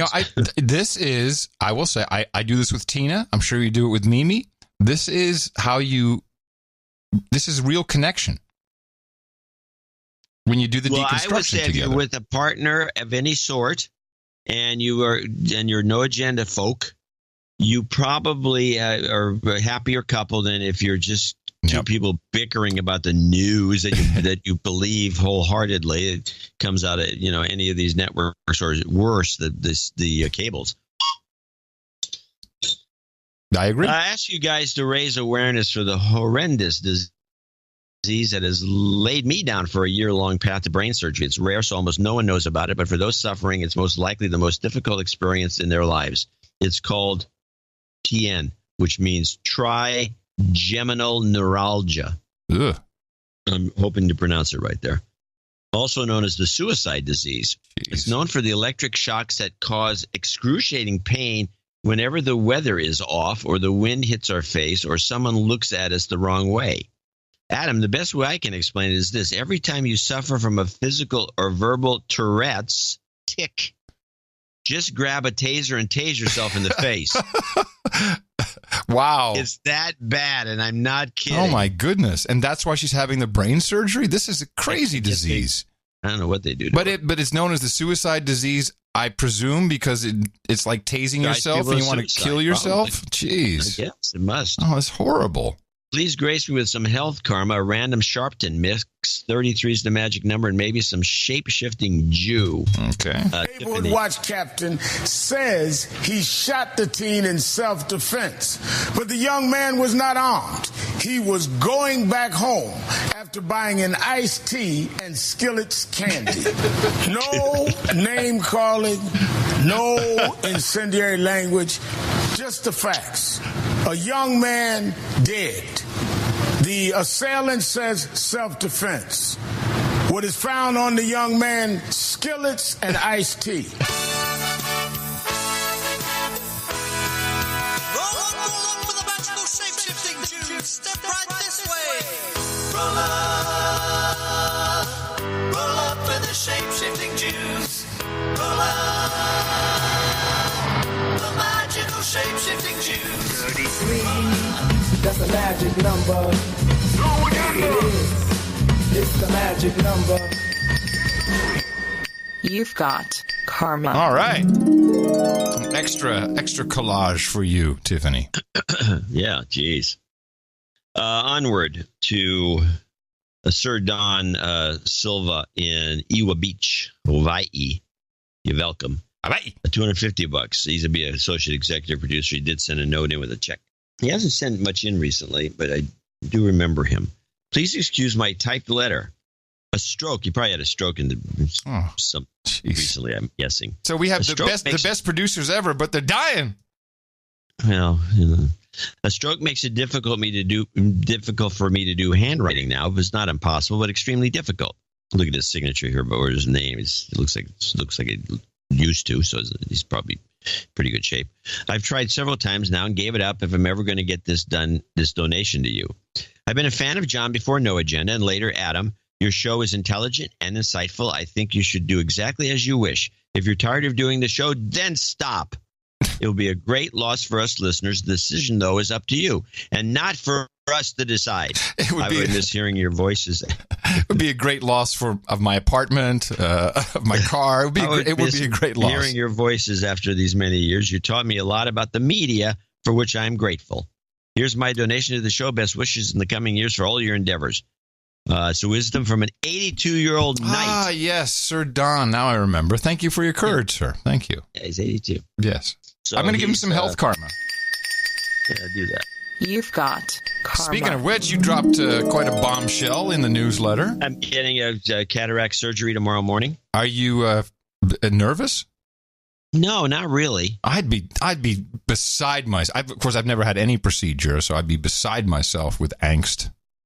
In my eye, no less. My eye, and they put this big machine on, and the lasers start chopping away at your eye. But first, they got to put that bracket in that opens up your whole eyeball. Yeah, I feel like the guy in Clockwork Orange. Oh man! And they start showing me movies I don't want to watch. Can you ask someone to take a picture? No, I don't want anyone taking a picture. Come on, I want to see it. Not for publication, just want to see it. No. So they laser off your lens. I read up on it. They laser off your lens, and then they give you a bionic eye. Beep, beep, beep, beep, beep, beep, beep. Yeah. So then everything I see gets reported to Langley. Now you've chosen for the Bausch & Lomb, I believe. Yes, Bausch & Lomb. You didn't want Zeiss? You didn't think the Zeiss lenses were good? I think they're all good. They're probably all fine, but I'm going with these, and then we'll see what I think, and then I'll write a little giblet about it, and Bausch & Lomb will buy a lot of copies and pass them out to their potential customers. That's how we roll. Perfect. Exactly. But there may be some bruising. Is that the bottom line? You may experience some bruising for a few days. Will you be blind for a few days? There's something that, well, you don't get to see very well for a while, but. Okay. I'm talking to my friend, the artist Bert Monroy, and I'm supposed to visit with him. And I said, after I get my eye operation, what are you doing? He says, I said, I'm getting a cataracts. He says, I've had both eyes. Oh. This guy's like a fine artist. Wow. And he says, when I had my first one done, everything looked so different. I demanded they do the other one right away. Damn. And they wouldn't do it. Of course, they won't do two eyes at once. And now, so if you don't like the lens, is it reversible to put not reversible to put a different one in? I don't know. I haven't gotten that far in the conversation. I don't expect it to be a problem. Okay. This is the lens. The adaptive lens is the one I want because I work on the computer so much. Yeah. So it has a near bifocal, basically. It's not bifocal. It actually works like a lens. It wiggles around in your eyeball. Oh. There's a third kind, which is this weird. It's got these little. It's like a Fresnel lens. It's got these little circles on it, and your brain has to decide how to interpret. I just had do you think that you'll be winking a lot while you're getting used to it, and all the girls will be like, "There's that creepy guy again. He's winking at me." Yeah, that creepy old guy that fart winking at me. Keep an eye out. I wear sunglasses to avoid that. Well, I find it very interesting, and you're a brave man. I'm not a brave. I have to have this done. It's like one of these things when you get a situation, a cataract that blurs your vision. You have to have this done. You don't have a choice. And is this a hereditary thing? Can I get it just by touching you? Almost everybody ends up with these. Oh, no. They get old enough. Yeah, you will probably get one. Unless you really wear sunglasses in the sun and you avoid, Oh, I'm a celebrity. Of course I wear sunglasses indoor and at night. Yeah, well, okay. Go back to those pink lenses you stole. Well, I guess anyway, I'll do this. I'll do the spreadsheet on Sunday then. Sir Don Silva, $250. Mike, and finally, last on our list is Mike Sabers, $200.38. He says, it's a scam. Why would I donate to the show the show could end? This is our recent 38. That wasn't what we asked. We said, is it beyond its usefulness? Even if we're of no use, it will have to continue. Yeah. I got rent to pay. We should try this again and with that explanation. Because nobody seemed to get it. No. And so, I mean, and I don't even want to do the votes because it was like it's over 100 yes votes and to stay with the show and none of the 37s. I mean, all the 37s turned out to be false positives or false negatives because it was like they put the 37 cents down and say, I want the show to continue. Yeah. Well, they didn't hear the question right. I mean, so I can't. It was a scam. It was just no good. Well, it wasn't a scam. It was just an epic fail. It wasn't epic. It wasn't Bill Clinton. No, it was just a fail. It was fail. All right. Well, hey, you know what? Wait, let me finish his note. You do 2 a week. It's okay for some of them not to work. Thank you for your work and NJJOBSK for my new job not to suck. So he wants NJ Jobs Karma. What's NJ? New Jersey? No jingles. No jingles but he wants Jobs Karma. Okay. No jingles Jobs Karma. No jingle jobs. Jobs, and jobs. Let's vote for jobs. You've got karma. All righty. Well, thank you very much, everybody, for supporting the program. These are executive producers and associate executive producers, real credits that can be used anywhere credits are recognized. Since these people are really stepping up, we want to make sure we thank them in a starting segment before we get to our secondary thank you, which is in our... just like the movies. It's the real deal. Now, the movies, the credits come at the end. We don't even do it, that. But they have credits at the beginning for the people that count. Yep, that's true. And then they put the minions, the peons at the end. Yeah, we don't do that. We don't do that. We have a nice separate segment because we don't consider anyone to be a minion or a peon. I agree. And so we don't do it at the end. And there's a lot of podcasts that do stuff at the end. Yeah, where they thank a bunch of people and produced by, we have a showrunner. And all this bull crap. Thanks for the catering. Yeah, exactly. So we like because the show wouldn't work without our producers. We don't have listeners, we have producers, and we thank you very much. And remember, we have another show coming up on Sunday where we will get the full rundown on John's cataract surgery. Dvorak.org/NA. So go out there. No, you know what? Stay home. Your spouse. Hit that one in the mouth. Our formula is this. We go out, we hit people in the mouth.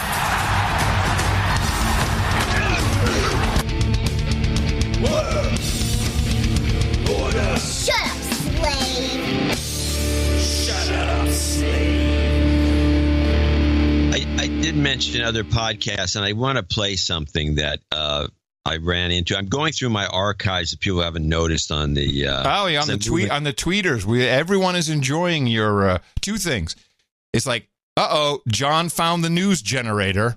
Fake news generator. That was fun. And the other one was, John's cleaning something up. He's doing something with the archives. He's tweeting his train pictures. Yeah, he's moving. And so he moved the desk.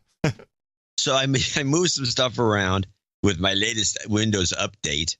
And I ran into this, and I don't know who this is from a podcast. I don't know who somebody might be able to identify who this guy is, but he's a podcaster delivering an advertisement. And I don't know why maybe we did play it on the show and I forgot about it, but I have no idea why. I mean, this is the worst kind of, to me, it just epitomizes this is, I've got a mattress and I'm using it. It's fantastic. You should all buy one. But listen to this one. This is Bugs. I was wondering what clip it was going to be. But first, let's talk about bugs. Because this episode is brought to you by Exo Protein. That's EXO protein. And when you go to exoprotein.com, you can use code BEN for a 10% discount. Now, before you stop listening because you think this is just yet another protein powder or protein bar, you should know that exoprotein is actually made from crickets. See, 80% of the world still eats over 1,600 species of insects. It sounds a little bit like Thom Hartman, just a little bit. Well, he says his name is Ben. Oh, then it's not Thom. And insects are one of the solutions to humanity's protein dilemma. They're actually as natural to eat as fruits and vegetables in most cultures, except these popular Western cultures that we live in. And they're a more complete form of protein than many of the livestock alternatives. And even though they have just as much protein as other forms of meat, crickets are 20 times more efficient to raise for protein compared to cattle and produce 100 times less greenhouse gases. Yes, apparently crickets fart less than cows. Anyways, they're high in protein. They contain all essential amino acids. They've got over twice the iron of spinach. They've got a ton of B vitamins. And the ones from Exo bars are cricket protein sources that I like because they're natural, they're dairy-free, gluten-free, grain-free, soy-free, paleo-certified, etc. And apparently taste-free as well. Man, that's disgusting. I don't totally know. Disgusting, and he's very serious about this because it's one of his sponsors. Yeah, of course. He doesn't eat this stuff. He'll say he will. I ran across an article about the Chinese. You know, Mark Hall, his previous documentary was about tuna, sushi. Really, it was about tuna. It was anyway. The takeaway is if China ever really gets into eating sushi, then the ocean will dry up and we'll all be dead. That was kind of the idea because, you know, the bluefin and everything, the whole ecosystem that lives around it. And luckily that's not happening because the Chinese are really getting into cockroach sushi. How about that? Well, good for the Chinese. We eat bugs. You eat bugs. Nothing like freshly caught bugs. You want to try? Ooh, thanks. I love bugs. I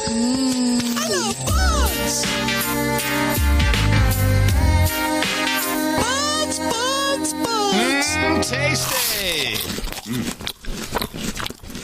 Tastes like poop. It's the worst jingle in the world. And one of our favorites. Yes, I have to say.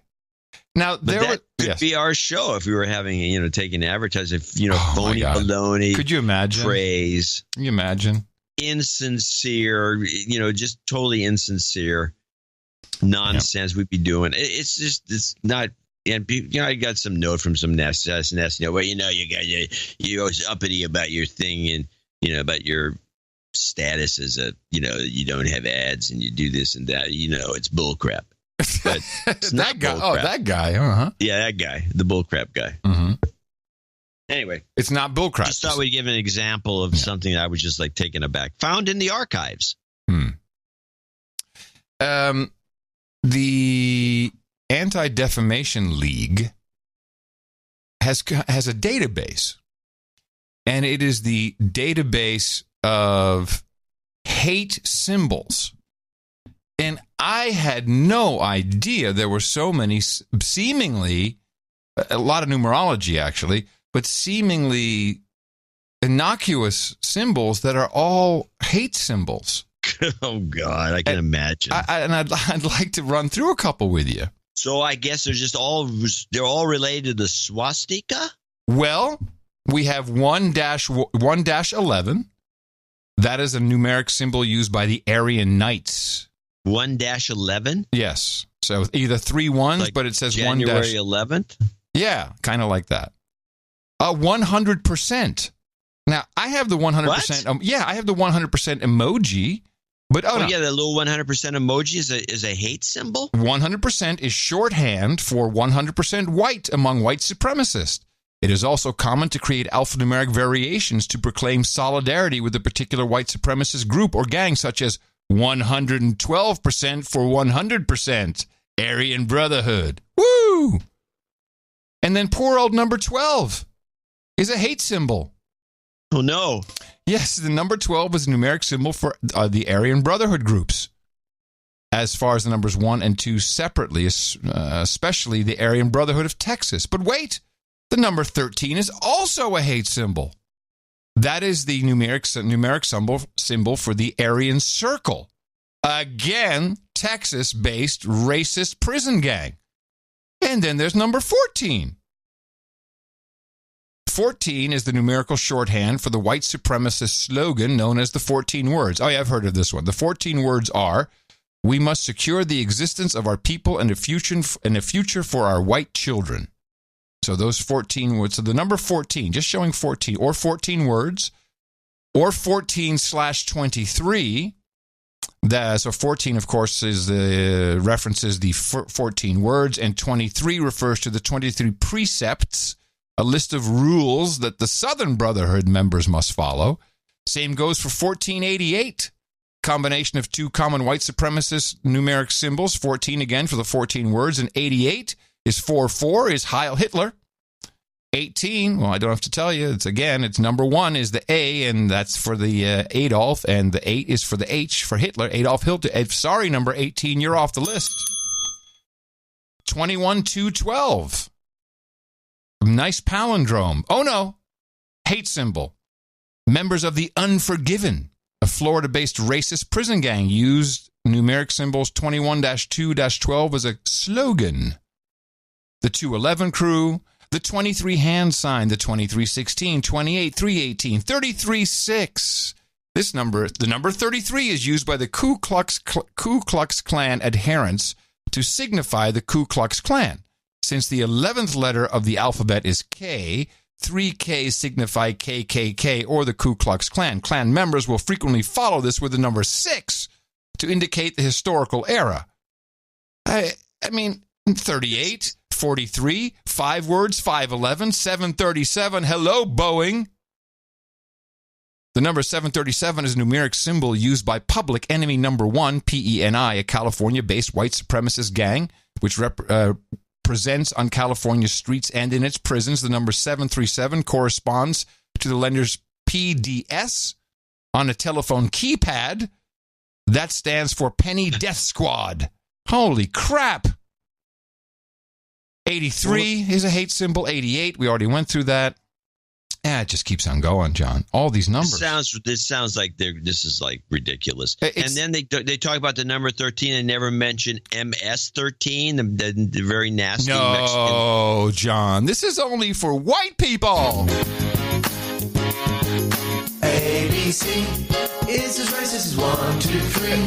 What's the premise is do, re, mi. ABC, 1, 2, 3, baby, you're not C. ABC, it's as racist as 1, 2, 3. What's the premise is do, re, mi. ABC, 1, 2, 3, baby, you're not C. There you go, Sir Chris Wilson, on the ball as always. Entire packages now show up in my email box. Read this. Here's the punchline. Beautiful. Thank you. Yeah. Well. The Supreme Court case was exactly what I said it would be about the gay baker and the bakery in Colorado who did not want to make the gay wedding cake. Yeah. And it was rather interesting how it was picked up by the media, which is what we'd like to deconstruct. Pretty much consistently, everyone talked about it being a very narrow ruling. Very narrow ruling. And I did read the ruling, and it said in there, this is a narrow case, but the way everyone made it sound like, oh, so close. But no, it was 7-2, I think. Yeah, but that's not what narrow refers to. I know, but everyone's all bent out of shape about that. I noticed that. So 7-2 is pretty lopsided. Yeah, that would be pretty crushing, actually. Yeah. But I read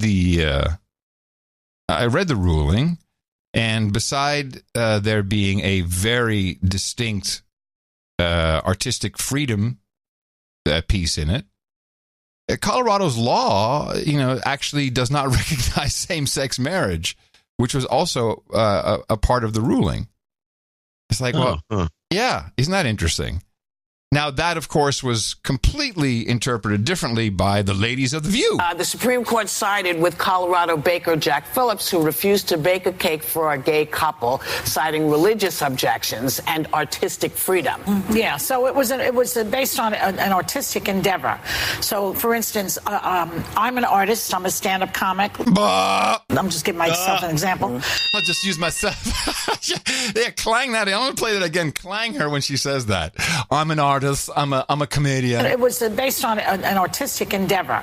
So, for instance, I'm an artist. I'm a stand-up comic. I'm just giving myself an example. If they asked me to perform for a hate group or, say, Steve Bannon's birthday party, I could say no. Based on my beliefs, and I think... Why doesn't... Oh, okay, never mind. That it was similar to this, although it was a very narrow ruling, they're saying. So it does not spread out. You can back me up on this, the lawyer. It does not mean that every baker gets this same ruling. Yeah, bring in the lawyer who didn't read the actual document. Am I right? Nobody does. Yes and no. I mean, it sets a precedent, but it is a narrow ruling. And I think what the Supreme Court was trying to do, and we talked about this on the show, trying to balance, of course, the gay couple's rights, but with also someone's religious beliefs. Yes. And that's a very difficult balancing act.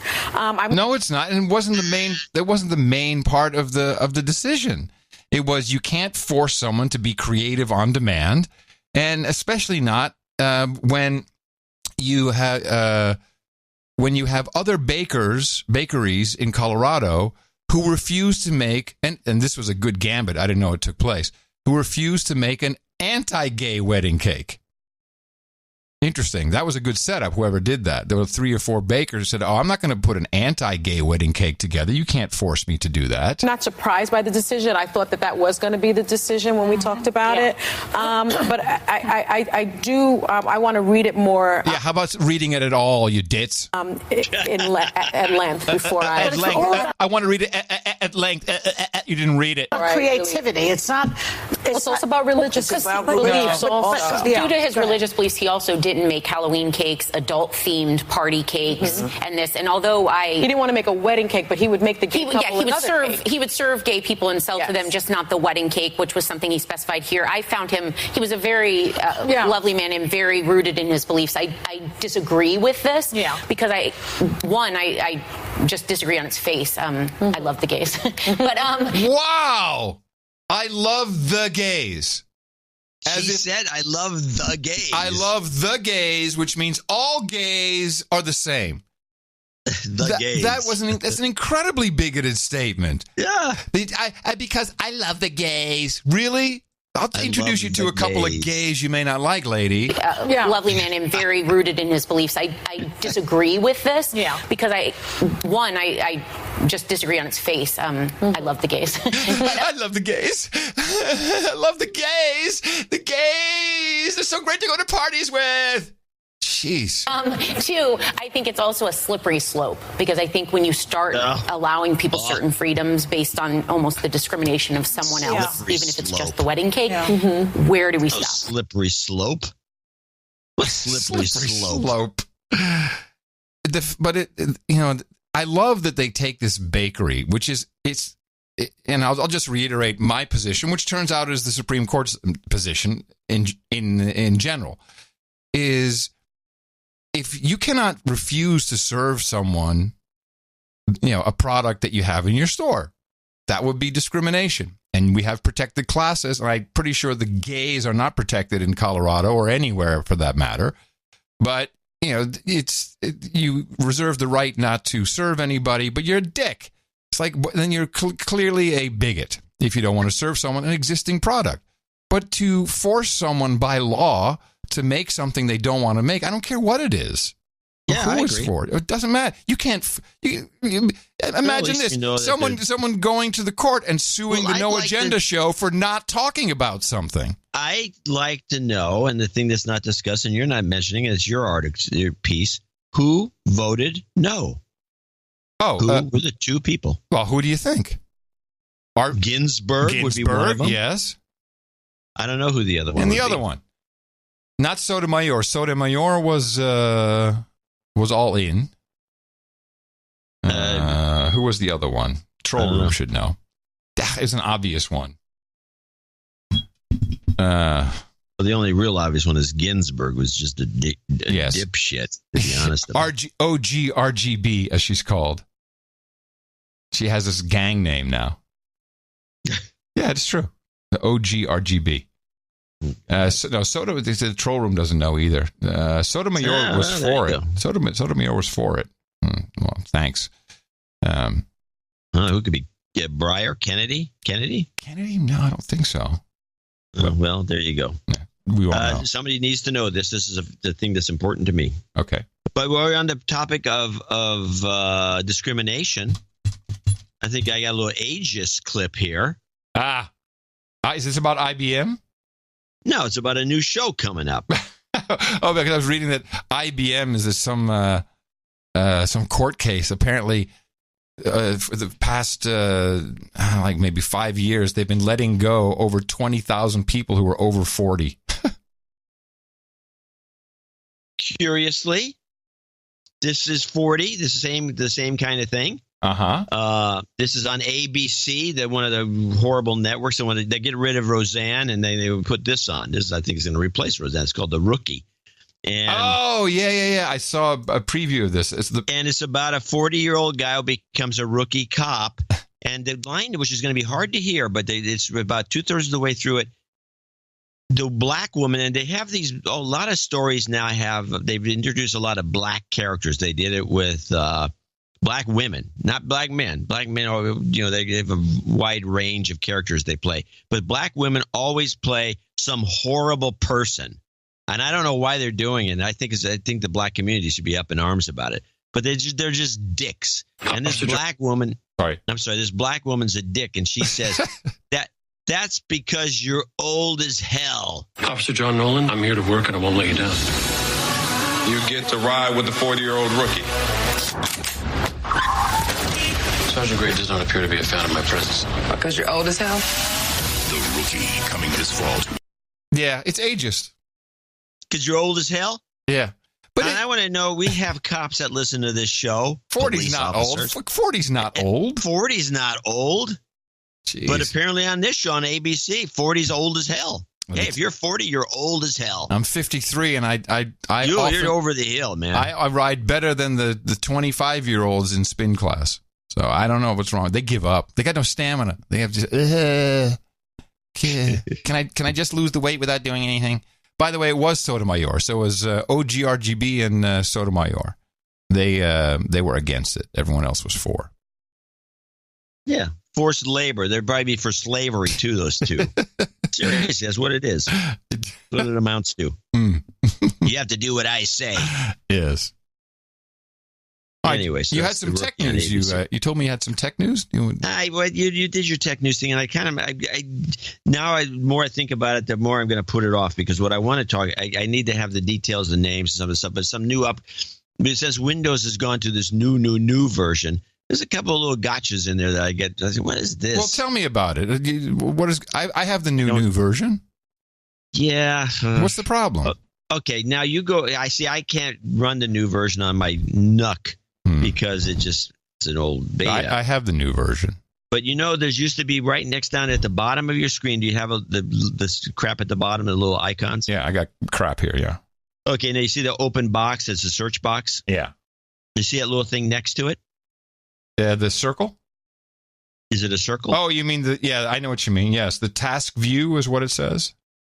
Yeah, task view. Well, there's a new version of that. It's not task view anymore. It's called something else. No, it is task. I've seen it because the icon changed. It is new, but I don't know if it works. It's got a timeline on it. Yes, the old task view never did that. No. So click on it. Yeah, and open up your screen. Yeah. And now there's a little timeline on the side, and you see all the stuff that you've been looking at. Yeah, you did. Yeah. For the last number of days. Mm-hmm. So now, which never used to exist. This never used to exist. And so now, you can turn it off. There's a problem. You got to go deep into your settings, and you can find a way to turn it off so it doesn't do this, unless you want it to. But every nude photo you happen to click on is when you go through the archives. I see the problem. When you go through the archives, there's a lot of stuff you click and what is this? Now, I turned mine off. I don't have this issue. But here's what I'm thinking. Hey, can I borrow your computer for a second? Yeah, oh, yeah. Woo, let me take a look at your timeline. Ooh. And you hit the button down there, and the next thing you know, you have it. You open up there, and it's got a slider, so you can go back as far as this thing's going. It usually goes back to when it was first installed. But, they can say it's been going on for months. You can go back and look at somebody else's timeline effortlessly and spy on them. This is not a good feature to just drop on the public out of the blue without really giving it. I mean, you could go to the website to tell you the new features in Windows and how you can, change the variables and all the rest. No, nobody does that. They just run the install. They get the new version, which has some other features, too, that are kind of cool. And then you got this little gotcha. What other features that are kind of cool? Oh, there's some other stuff. Well, hold on. Here's the number one thing that pissed me off. They turned on Cortana again. I didn't want that. Don't install a new thing and turn it back on. Because I was talking to my tube, and I went, hey, tube, which is its name. Hey, tube. And then Cortana went, can I help you? Like, what? Listening again. Well, you can turn it. That's easy to disable. Yeah. But yes, they do a lot of that stuff. And this little gotcha timeline thing really is like, this is a spy tool. This is not something that, and here's the thing about it. Here's what really bugs me. It doesn't even work right. All it does is spy on you, because here's an example. I left it on because I was playing with it. And so you go to a web browser. You got 5 tabs open in the browser, and you look, and they're all different kinds of things that you want to keep track of. You close one of the tabs, let's say by accident. You go to the timeline. It doesn't reappear. So that I was using it, I was playing with it, I was doing something on this web page, and I turned it off. But because it's within the browser has to have its own timeline. You know what? So you have to go to browser history. So this thing doesn't even work right. All of this insanity started when they stopped giving you free versions to beta test. You would have set them straight. Yeah, whatever. I did get off. I used to be on the beta test list, and I'm not anymore. I know. It seems that was my tech news. It was not really tech news. It was a tech complaint. Yeah, I keep. But I'm warning people out there. If you got that little thing, that new little icon in the corner there, go to settings, and go to privacy. Go to settings. Go to privacy, and within the privacy category, you'll find ways to turn that thing off. Another life-saving, relationship-saving tip from the No Agenda Show. Oh, yeah. I think so. Job-saving tip, perhaps. You imagine? Yeah, for sure. Oh, yeah. That's not good by default. I agree. That should not be something that just appears. It's a privacy violation. I think so. Clearly. Facebag back in the news. And when I first read the story, I'm like, oh, geez, of course I could have known this was taking place. Because if you've ever set up a newish phone, whether it's iOS or Android or a television for that matter, you probably saw that you could enter your Facebag credentials right into some system setting of the phone. And why? Yeah, and well, that had a reason, which NPR discussed. The New York Times reports that Facebook has had data sharing agreements with at least 60 other tech companies, including giants like Apple and Amazon and Microsoft. Basically, these companies could access information on Facebook users and their Facebook friends, all without their explicit consent. I gather you actually tried this out yourself. You got a BlackBerry phone. That's right. We plugged in my Facebook account information to this BlackBerry phone after deleting the app. And right away, it started sucking down all kinds of information. It got my email address and cell phone number, both sides of my private messages, and the names and user IDs of the people I exchanged messages with. We got the names, birthdays, work and education histories of nearly all of my 550 friends. And then we were actually able to push it a little further and recover the names and pretty important user ID from their friends, which ended up taking us from about 550 people to about 295,000 people just from a single account. How worried should I be? Should I be worried? Well, I mean, first of all, there's obvious value in being able to open your photo album and post something directly to Facebook without opening the app. You're saying there are practical ways this may be really helpful to Facebook users. Right, or to view your friends' birthdays right from your native contact book or calendar apps. And the reality is it's unlikely that these companies are doing anything untoward with this information, according to experts that we've talked to. But the danger comes in when these companies either store this information on their own servers or expose it on the device to third-party apps that can sync up with it and then do who knows what with it. What's Facebook saying in response to your story? Facebook has put out a statement saying it disagrees with our story, but they haven't disputed any of the facts. They say that in the cases of these device partnerships, they consider the outside companies extensions of Facebook, not third parties. They also appear to be making the case that when my device collects the data of my friends, I then own that information, and it's up to me whether I want to risk sharing it or not by syncing it up with other apps. So again, we see that the actual problem in all of this is the phone itself. It's not just FaceBag. It's what the phone itself has and exposes to anyone who builds an app. I just play Angry Birds personally on the phone. Oh, dude, there's all kinds of spyware in Angry Birds. Are you kidding me? Yeah, I'm not worried about it.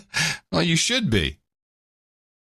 Yeah, it's abhorrent. It's abhorrent. But in the EU is they're going after. They're really, you wrote a pretty good article about the GDPR, the GDPR, General Data Protection Regulation.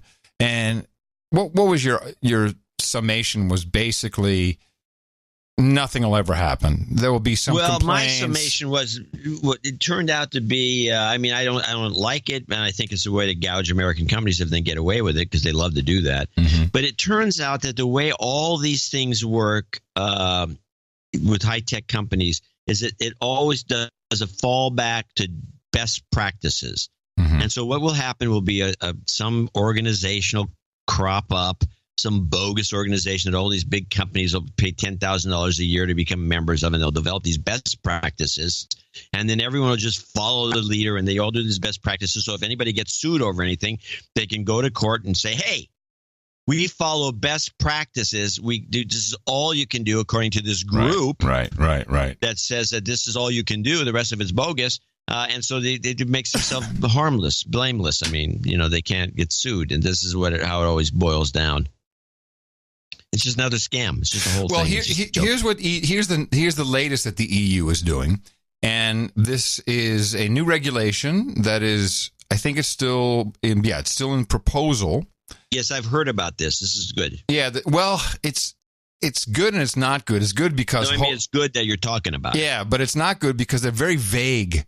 This is the directive of the European Parliament and of the Council on copyright in the digital single market, and. Right. And so there's, when it comes down to copyright, this is a very, very complicated topic, particularly when you look at copyright in multiple countries and unions, etc.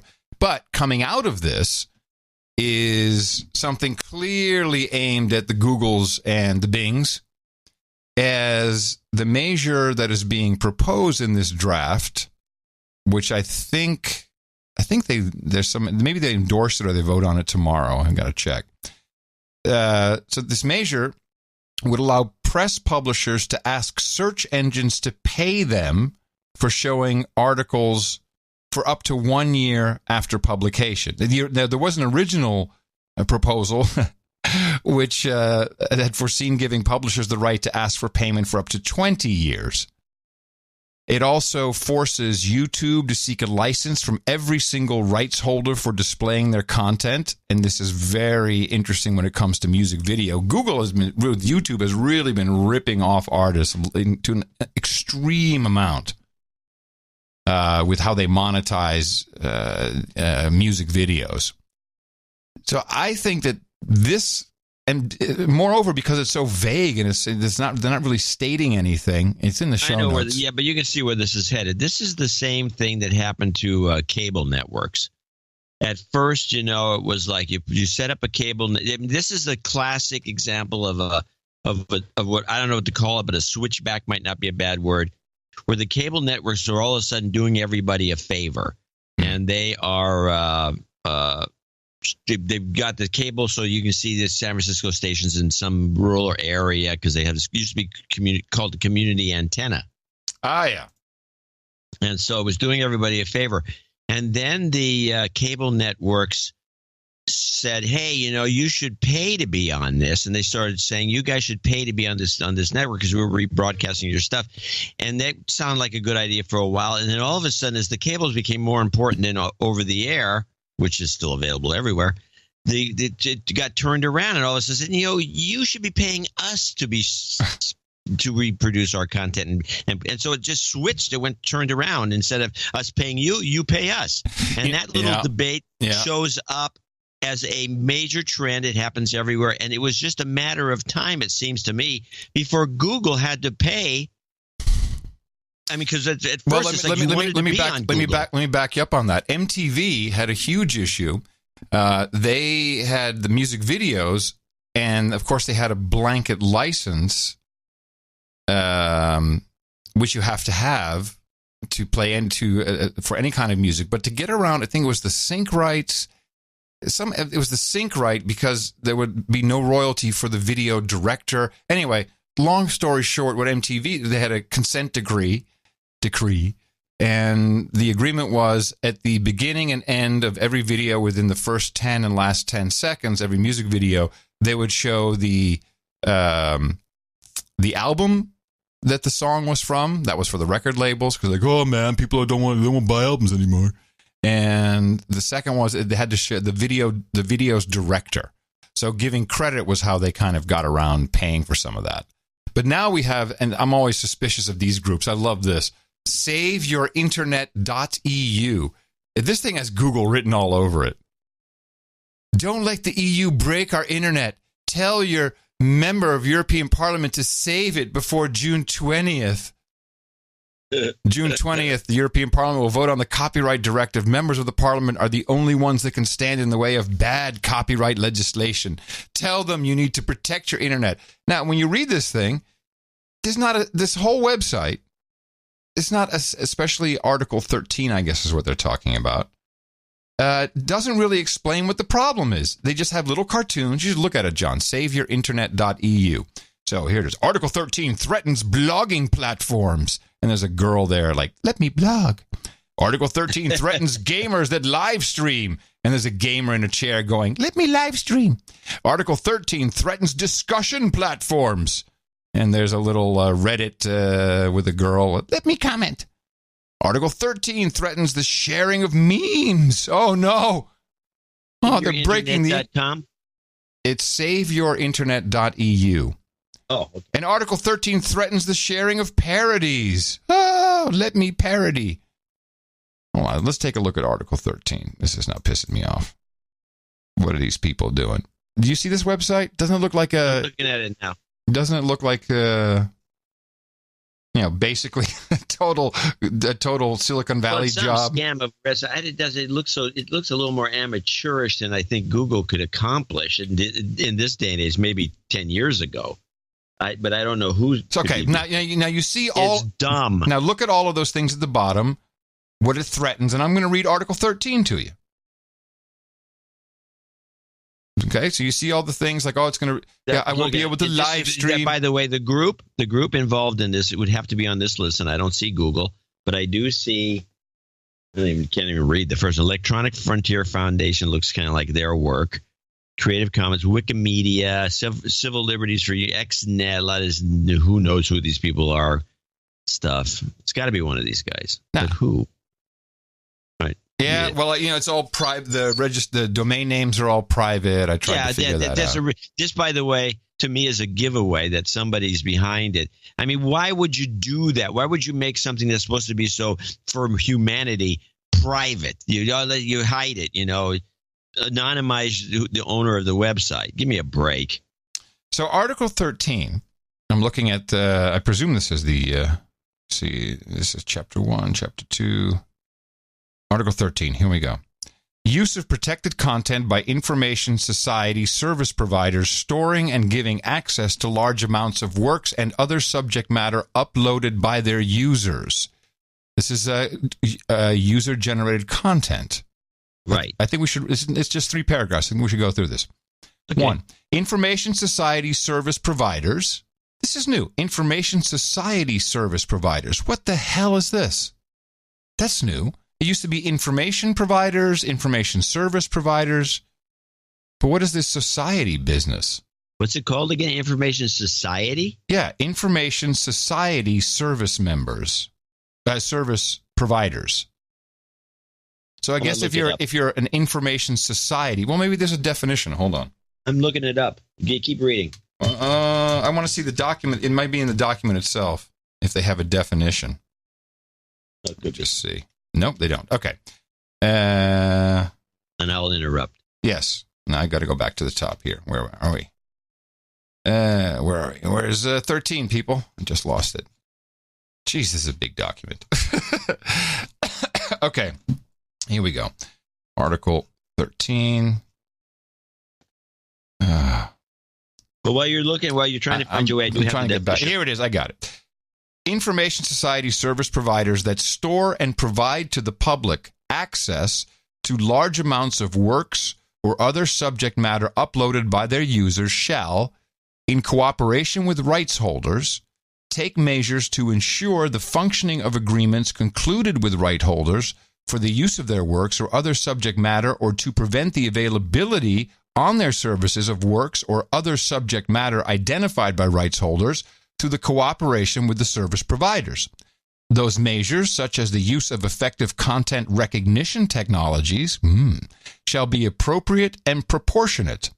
The service providers shall provide rights holders with adequate information on the functioning and the development of the measures, as well as, when relevant, adequate reporting on the recognition and use of the works and other subject matter. 2.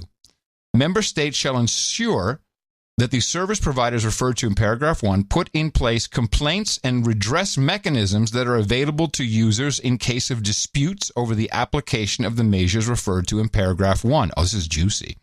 And 3, finally, member states shall facilitate, where appropriate, the cooperation between the information society service providers and right holders through stakeholder dialogues to define best practices such, Jesus, John, you're from the future, such as appropriate and proportionate content recognition technologies, taking into account, among others, the nature of the services, the availability of the technologies, and their effectiveness in light of technological developments. So we could sue anybody who's hosting a copy of our show, I guess, in Europe. We could, but we've encouraged it. I know. A lot of trouble making it work. I know. Here's the definition, the free definition. The Free Dictionary Company. Information Society Service, a concept within European e-commerce comprising any service normally provided for remuneration at a distance. At a distance? At a distance, meaning that, it's like you set something up and it's like automatic and you're not handling. You're not no moderation.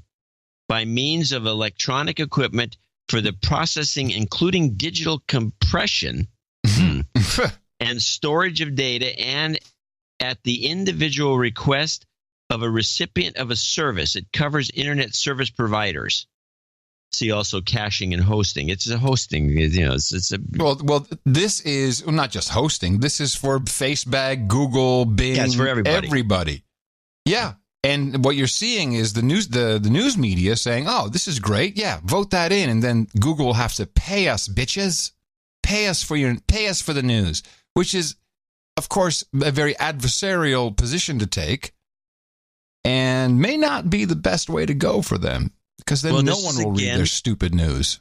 Well, they're dumb over there, but let's look at it from another perspective. This is, again, that switchback phenomenon where you're paying one way and then they're paying you the other way after a while. And so right now, Google is more valuable to them because you get your links. In fact, a lot of these publishers in Europe, that remember years ago, we don't want, Google to cover us because they're caching our pages. Yeah, they wanted to get paid so they back took them then. right off. Yeah. Took them right off the search engine. Now, if you wanted to find anything about these companies or even know that they exist, you're not getting it from Google. And so that's like, and most people in their right minds would pay Google if they could, and they do, I guess, in their advertising model. to give them listings. You want people to, because people go to Google or Bing for that matter, and they type something in and they want to find your site. Right. And so Google, right. So that's right now the way. That's the value. They're trying to reverse it. I think they're premature. So from this page, how is the internet awesome? The internet lets us access more information than ever before, find a rich diversity of news sources, keep in touch with our friends, Facebag, find new music and videos, and more. Why is it so awesome? Because what you see and do online is up to you, not some big business or bureaucrat. That's rich, coming from Google and Facebag. How is it threatened? The European Commission and the Council want to destroy the internet as we know it and allow big companies to control what we see and do online. That's bullshit. Has nothing to do with it. That's a lie. It's the exact opposite. Should Article 13 of the Copyright Directive proposal be adopted, it will impose widespread censorship of all the content you share online. The European Parliament is the only one that can step in and save your internet. No. You can set up a Mastodon server and you don't charge for it, and you'll be fine. Within parameters, of course, but you can have your own little website. That won't be a problem. This is against the big guys. Gee, I wish I could figure out who made this thing. Let's see. Maybe it'll take a little work. You could probably call the EFF and ask them why they gave money to these guys and say, who was it you gave the money to? That's what I do. Are they on there? Are they on there as supporters? Yeah, EFF's listed as one of the sponsors. Jeez. And they're pretty open about stuff. Yeah, I'm just looking to see in the source of the page. Everybody else is like, I've never heard of half of these operations. One of our producers out there can probably figure it out. I certainly couldn't do it with a trace route and not with a whois lookup. Even their name servers are protected. So yeah, which is very sketchy. When people do that, I'm very suspicious. And then, well, this is interesting. So Creative Commons, they also supported this. The Creative Commons, it makes no sense. The Creative Commons is the antidote to this problem, I think. I've used it very successfully. So I don't know. Well, maybe you're misinterpreting it, or maybe they're made a mistake in approving it, or maybe they're just being used. News publishers in Europe cheered the agreement, calling it a, quote, decisive step in the right direction. We remain confident that policymakers will continue showing support for an exclusive right to underpin investment in the free and democratic European press. The European Newspapers Publisher Association said. Well, this is going to be bad for both those guys. It's going to be good for us. I think good in general, just for the internet. I think it's the opposite. It's going to be great. Get rid of all the junk. Yeah, definitely get rid of a lot of junk. Just get rid of the junk, please. Hey, that ends our tech news segment. The only good phone's a landline, and the phone should be made out of Bakelite. I'm going to show my support by donating to No Agenda. Imagine all the people who could do that. Oh yeah, that'd be fab. Yeah, on No Agenda in the morning. Well, we have a few people to thank for show 1040. We're going to thank them now. They're all helped us out, starting with a check from Bruce and Amy Schwalm in Harrisburg, Pennsylvania, $133.33. Sir Tyler Fox in Cedar Park, Texas, 12345. Hey, drunk donation. Nice. He says, you guys rock past the tequila. Drunk Baron out. Sir Ever of the Watt, Linwood, Michigan, 10438. Anonymous, 7120. Drops off pretty quick here.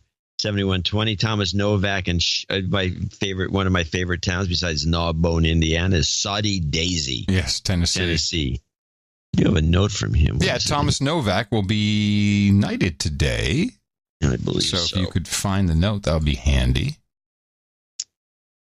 He's going to be knighted as who?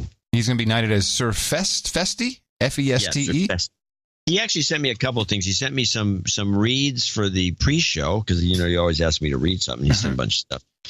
Very sketchy stuff. Hey, John, when you get this, we'll be off at the No Agenda Tennessee meetup, or about to be Friday, June 8th, which is yesterday, I guess. Or no, it's tomorrow. The No Agenda Tennessee meetup's Friday, June 8th, 3 p.m. And people can go to ChattanoogaRiverboat.com. It's going to be at the ChattanoogaRiverboat.com. Go there. Third Deck at the Third Deck Burger Bar. I don't know what the Chattanooga Riverboat is, but it has a website.com. I can barely read his writing. To steal and for the next week going to attend riverboatfestival.com. Okay, he's going to go to that. Be there. Info at noagendasocial.com at Tom Novak for the people who want to go to this meetup, which is tomorrow. I've been over the knighthood threshold a while, so I need to pick up the pace. I'll request Sir Festa, blah, blah, blah. Okay, good. We got a plug in for the meetup. Very good. We wanted to do.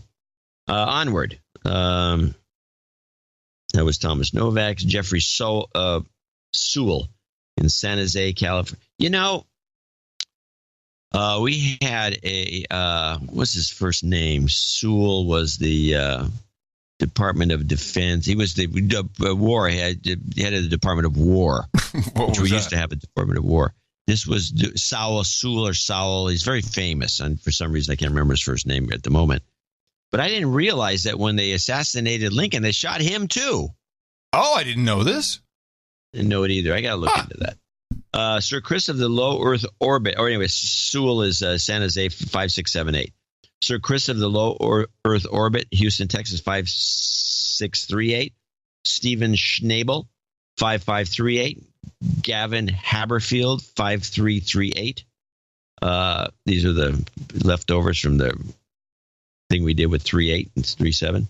Michael Gates 5280. Darren Christie, Spokane, Washington 5150. Sir Luke the Baron of London 5138. Great show, guys. I'm looking for the karma at the end. Jacob Lester in Glad Spring, Virginia 5138. Marcus, I don't know, it's McAllister. He's in Deutschland, so I can't read it. Mueller maybe. Mueller. Mueller. I don't have. It's just it's garbled. Sorry, Marcus. 503. Write it next time without the umlaut or whatever you're using. Toby Ray, a female in Duncan, BC, Canada, 5038. Daphne Mitchell, 5038, in Oceanside, California. Jonathan Meyer in Xenia, Ohio, $50. These are all $50 donors, name and location if available. Edward Mazurek, Memphis, Tennessee. Paul von Cordelar in Ulmuden. Eimouden, come on. Eimouden in... You know this. I do, but... At this point, Paul I'll tell you what it is. Paul is just donating. He's just donating to hear you mess it up every time. Well, it's because on this spreadsheet, the IJ looks, instead of so I can say Eimouden. That's the cataracts talking, boy.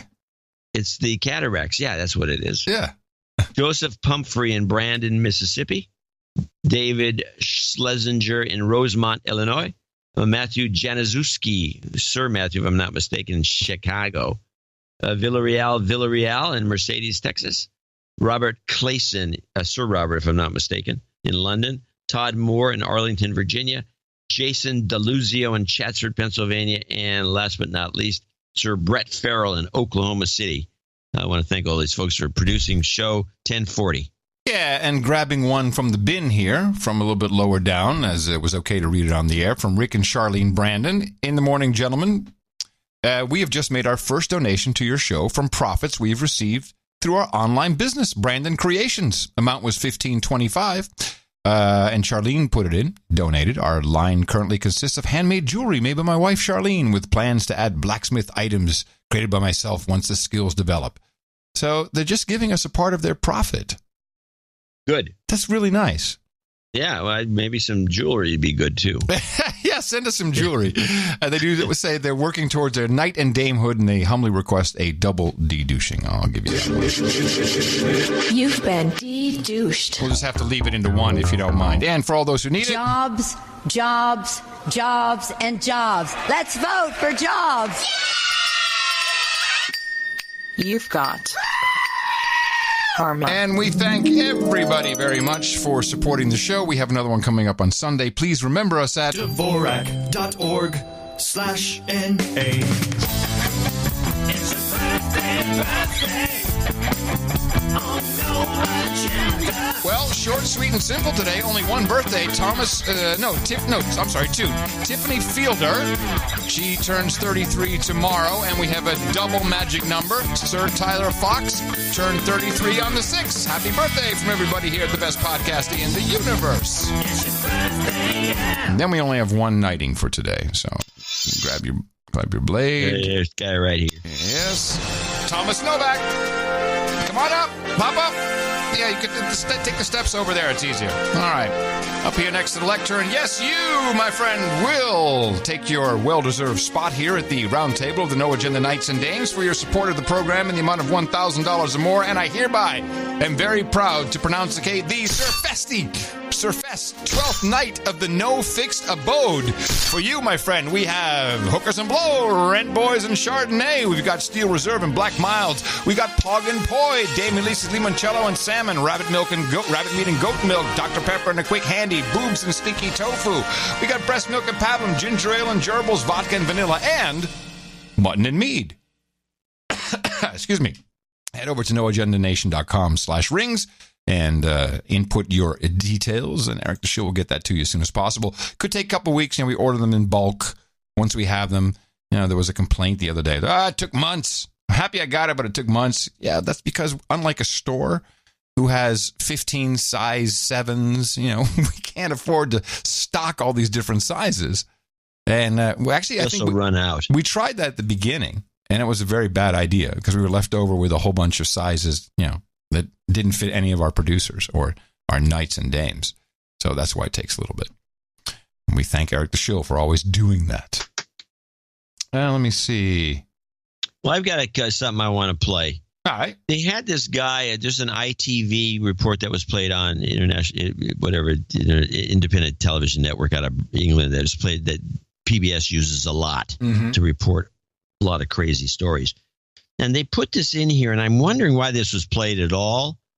It's about this guy, Ayman Dean, who was an MI6 spy that had infiltrated Al-Qaeda. Mm-hmm. And there's a little item in here within the report that makes you go, what are they talking about this little item? Now, this is a nice report about this spy, and he doesn't work for MI6 anymore, supposedly. He's not out living a normal life, but play this clip. By the 11th, almost 3,000 people killed, and Dean had known one of the hijackers. By now, though, he'd moved to London, using the need for medical treatment as cover to become a British spy. Your job was to carry radios and phones into Afghanistan that enclosed MI6 bugging devices. Is that it? Well, more than that. My job basically was to report on locations of camps, the new training methods, the individuals coming in and out, and also at the same time keeping up with Al-Qaeda's WMD program at the time. Well, if you were doing all that, why did an attack like September the 11th happen? If you wanted to stop 9/11, you have to have at least 12 spies inside Al-Qaeda, and each one inside one of the different departments. Only then you could have stopped it. What was your biggest intelligence coup, as far as you're concerned, in terms of what you managed to prevent? Well, there were several. There was a plot to attack the New York subway with chemical weapons, a chemical device that was invented during my time, actually, in that specialist lab in Afghanistan. And I was reporting on it regularly to the UK Secret Services. He never visited MI6 headquarters. Before any meeting, he'd call his handlers from a series of phone boxes to be given a rendezvous and to allow spotters from MI5 to check he wasn't being followed. His spying career ended in 2006 during a boat ride on holiday in Paris. He was told the Americans had leaked details of his identity to a journalist. MI6 ordered him back to London. Do you have any lasting regret that you betrayed people whom you had become friends with? No. I did not betray a state. I betrayed a bunch of criminals, as simple as that. Mm-hmm. I didn't know about this guy. I hadn't heard this story. You knew about him? No, I had not. Did not know about him. He's out floating around bitching. So I'm listening to this, and it goes that, wait a minute.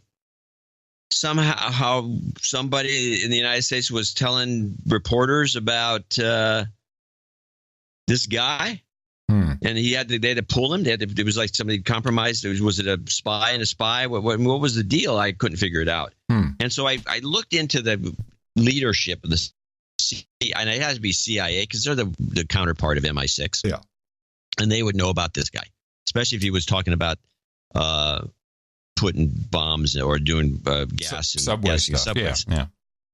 So I'm looking, I'm thinking, I bet you this is that Muslim Brennan. Is that the voice you make when you think that? Yeah, when I think about Brennan. Brennan. But no, it goes back to 2006. And it's obvious it was Porter Goss, who never shows up in the conversation. Porter Goss was the shortest CIA director. He was less than a year. And he was kicked out around March or April after a meeting that he had with George Bush. And then he just they quit.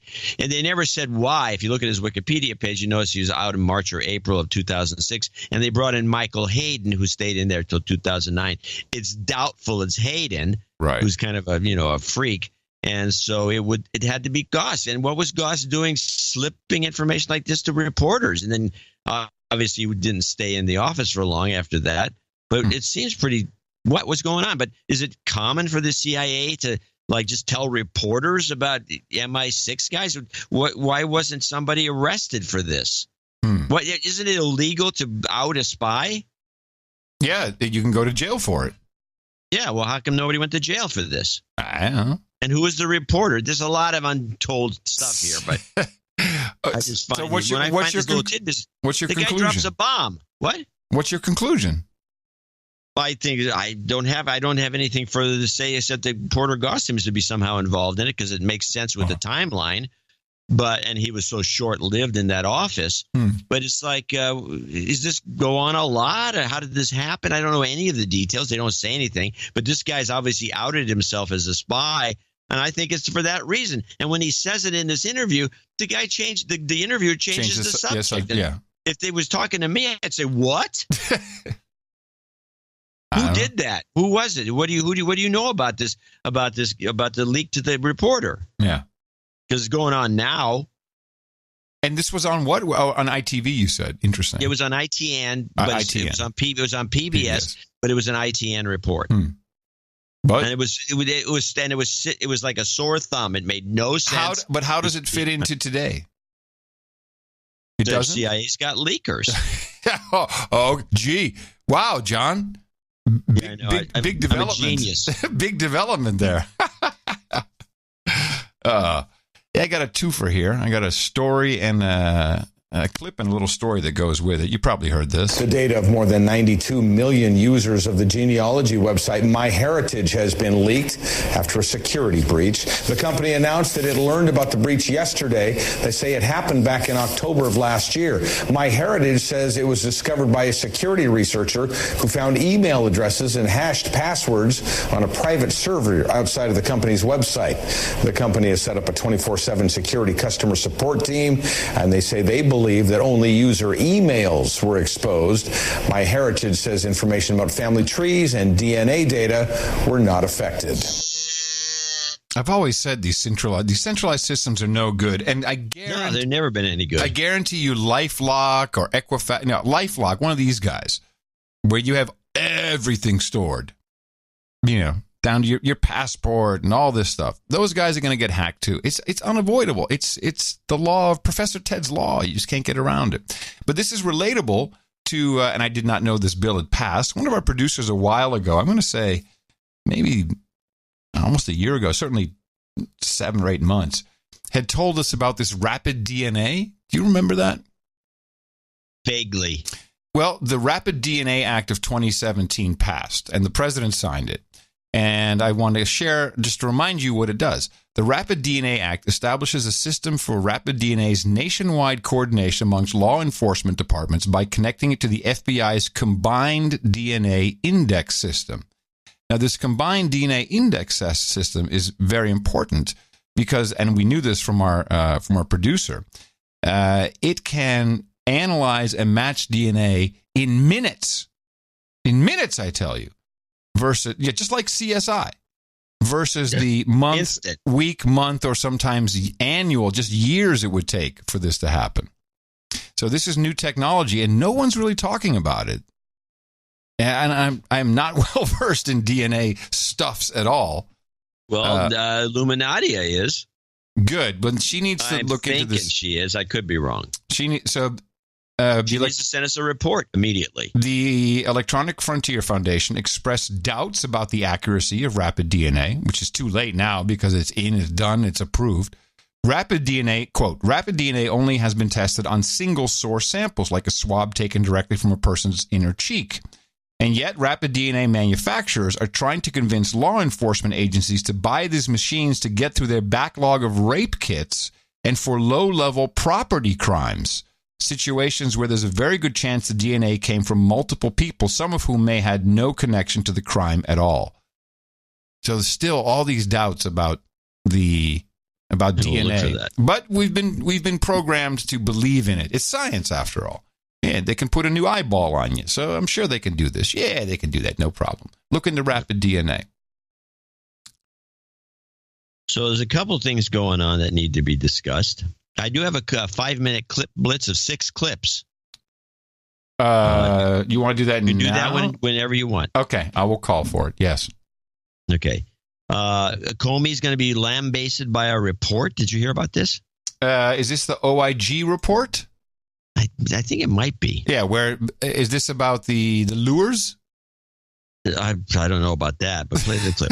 ABC News has learned about a new report coming on James Comey, the blistering criticism in this new draft report, what he was warned not to do just 11 days before the election involving Hillary Clinton, and what he did anyway. Here's ABC's Chief Justice correspondent Pierre Thomas tonight.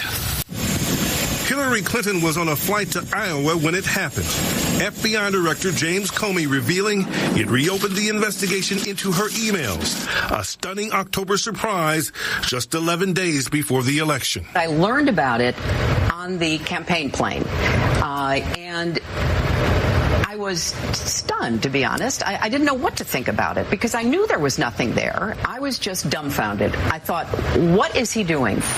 Clinton huddled with aides for nearly an hour. Secretary Clinton, any reaction to the FBI investigation? One of Comey's biggest critics at the time heaped praise on the director. And it took guts for Director Comey to make the move that he made. The Justice Department Inspector General has been looking into Comey's decision. And now sources familiar with the draft of his report tell ABC News a senior Justice Department official had urged Comey not to reveal he was reopening the Clinton probe so close to the election, that doing so would violate long-standing department policy. But those sources also say the report concludes Comey defied authority more than once. One source telling ABC News the report describes Comey's behavior as insubordinate. Comey has defended his actions, saying they were to protect the integrity of the FBI. Given what I knew at the time, these were the decisions that were best calculated to preserve the values of the institutions. The draft report also criticizes former Attorney General Loretta Lynch for not clearly recusing herself after she met President Clinton on her plane during that campaign, David. Yeah, that guy is so disappointing to me. I liked him. I really wanted to like him. You wanted to like Comey? Yeah. You see, we're talking a long time ago. Yeah. He seemed like a straight shooter, and he had me bamboozled. Yeah. Yeah. Well, I don't know. This is the whole thing. I don't know what the point of this is, but something's happening. Well, Comey needs to get slapped. I think that's what's taking place. And honestly, he deserves it. He's one of those Democrats, Big D. Dogs are people, too. Yes, it's true. Dogs are people, too. As witnessed by this report, I wish I had a clip, but they just won't do this. No one's going to pick this up as a news story. Michigan State health physicist charged with bestiality. Oh, God. Yes. According to officials, 51-year-old Joseph Hattie of Holt, Michigan, has been charged with 2 counts of committing... Oh, wait, you said health physicist. Yes. Physicist, yes. Physicist? That's what it says. Well, that's weird. What's a health physicist? Consult the Book of Knowledge. Well, I know what a physicist is, but they're talking about the atoms and, like I don't know what health has got to do with it. Well, that's not physician or something? No, I'm looking at the news story and it says health physicist as the headline. Well, let me take a look. Let's see what health physicist is. Health physics. Health physicist, jobs, employment. Okay, here we go. Medical physicist. Health physicist. Okay. You can make about $6,000 a month. Works on the direction of radioactive materials inspection group. Oh, that's just Department of State Health Services. I don't know what you do. Okay. Well, apparently you screw dogs. Well, no. Hattie is accused of penetrating a dog with his penis and his hand. The Attorney General's office says the acts did not occur on campus or with an animal owned by MSU. Whew, well, that's good. Officials, this is a great report. Wait a minute, is this Michigan State again? Yes. The same where they had that crazy doctor who was like yes. Something's wrong with that school. They're still trying to track down the old president, some woman who I guess wasn't minding the school. I don't know what was wrong. Now, it's terrible. This is known as a crime against nature. Yeah. And it's a 15-year sentence. It's a felony. But now, of course, the question on everybody's mind is, what kind of dog was it? You want to take a guess? It reminds me of a couple of jokes that Just take have a funny guess. punchlines. What kind of a dog was it? It was a Pekingese. No. Saint Bernard. No. German Shepherd. No. Husky. No, he's not even close. No, not even close. It's a poodle. No. It's really bad when you hear it. Oh, a beagle. A basset hound. Oh, the worst. Poor basset hound. What's in the water there at MSU? Something is very, very wrong. Up there. Something's very wrong there. This is sad. I love dogs. People, do not send your children to MSU. And just we're on the topic. Although we have a lot of Michigonians from MSU that are part of local number 1, so maybe I shouldn't say anything. No, although most of them are from Michigan University. This was a report, actually not a report, an article that was going around.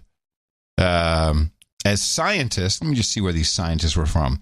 The Icahn School of Medicine in New York. It sounds like a legit outfit. They sequenced the genomes of 16 influenza viruses obtained from pet dogs in southern China and found they contained segments similar to the H1N1 strain responsible for the 2009 swine flu outbreak. They believe that here it is, quote, "This is very reminiscent of what happened in swine 10 years before the H1N1 pandemic," said the principal investigator.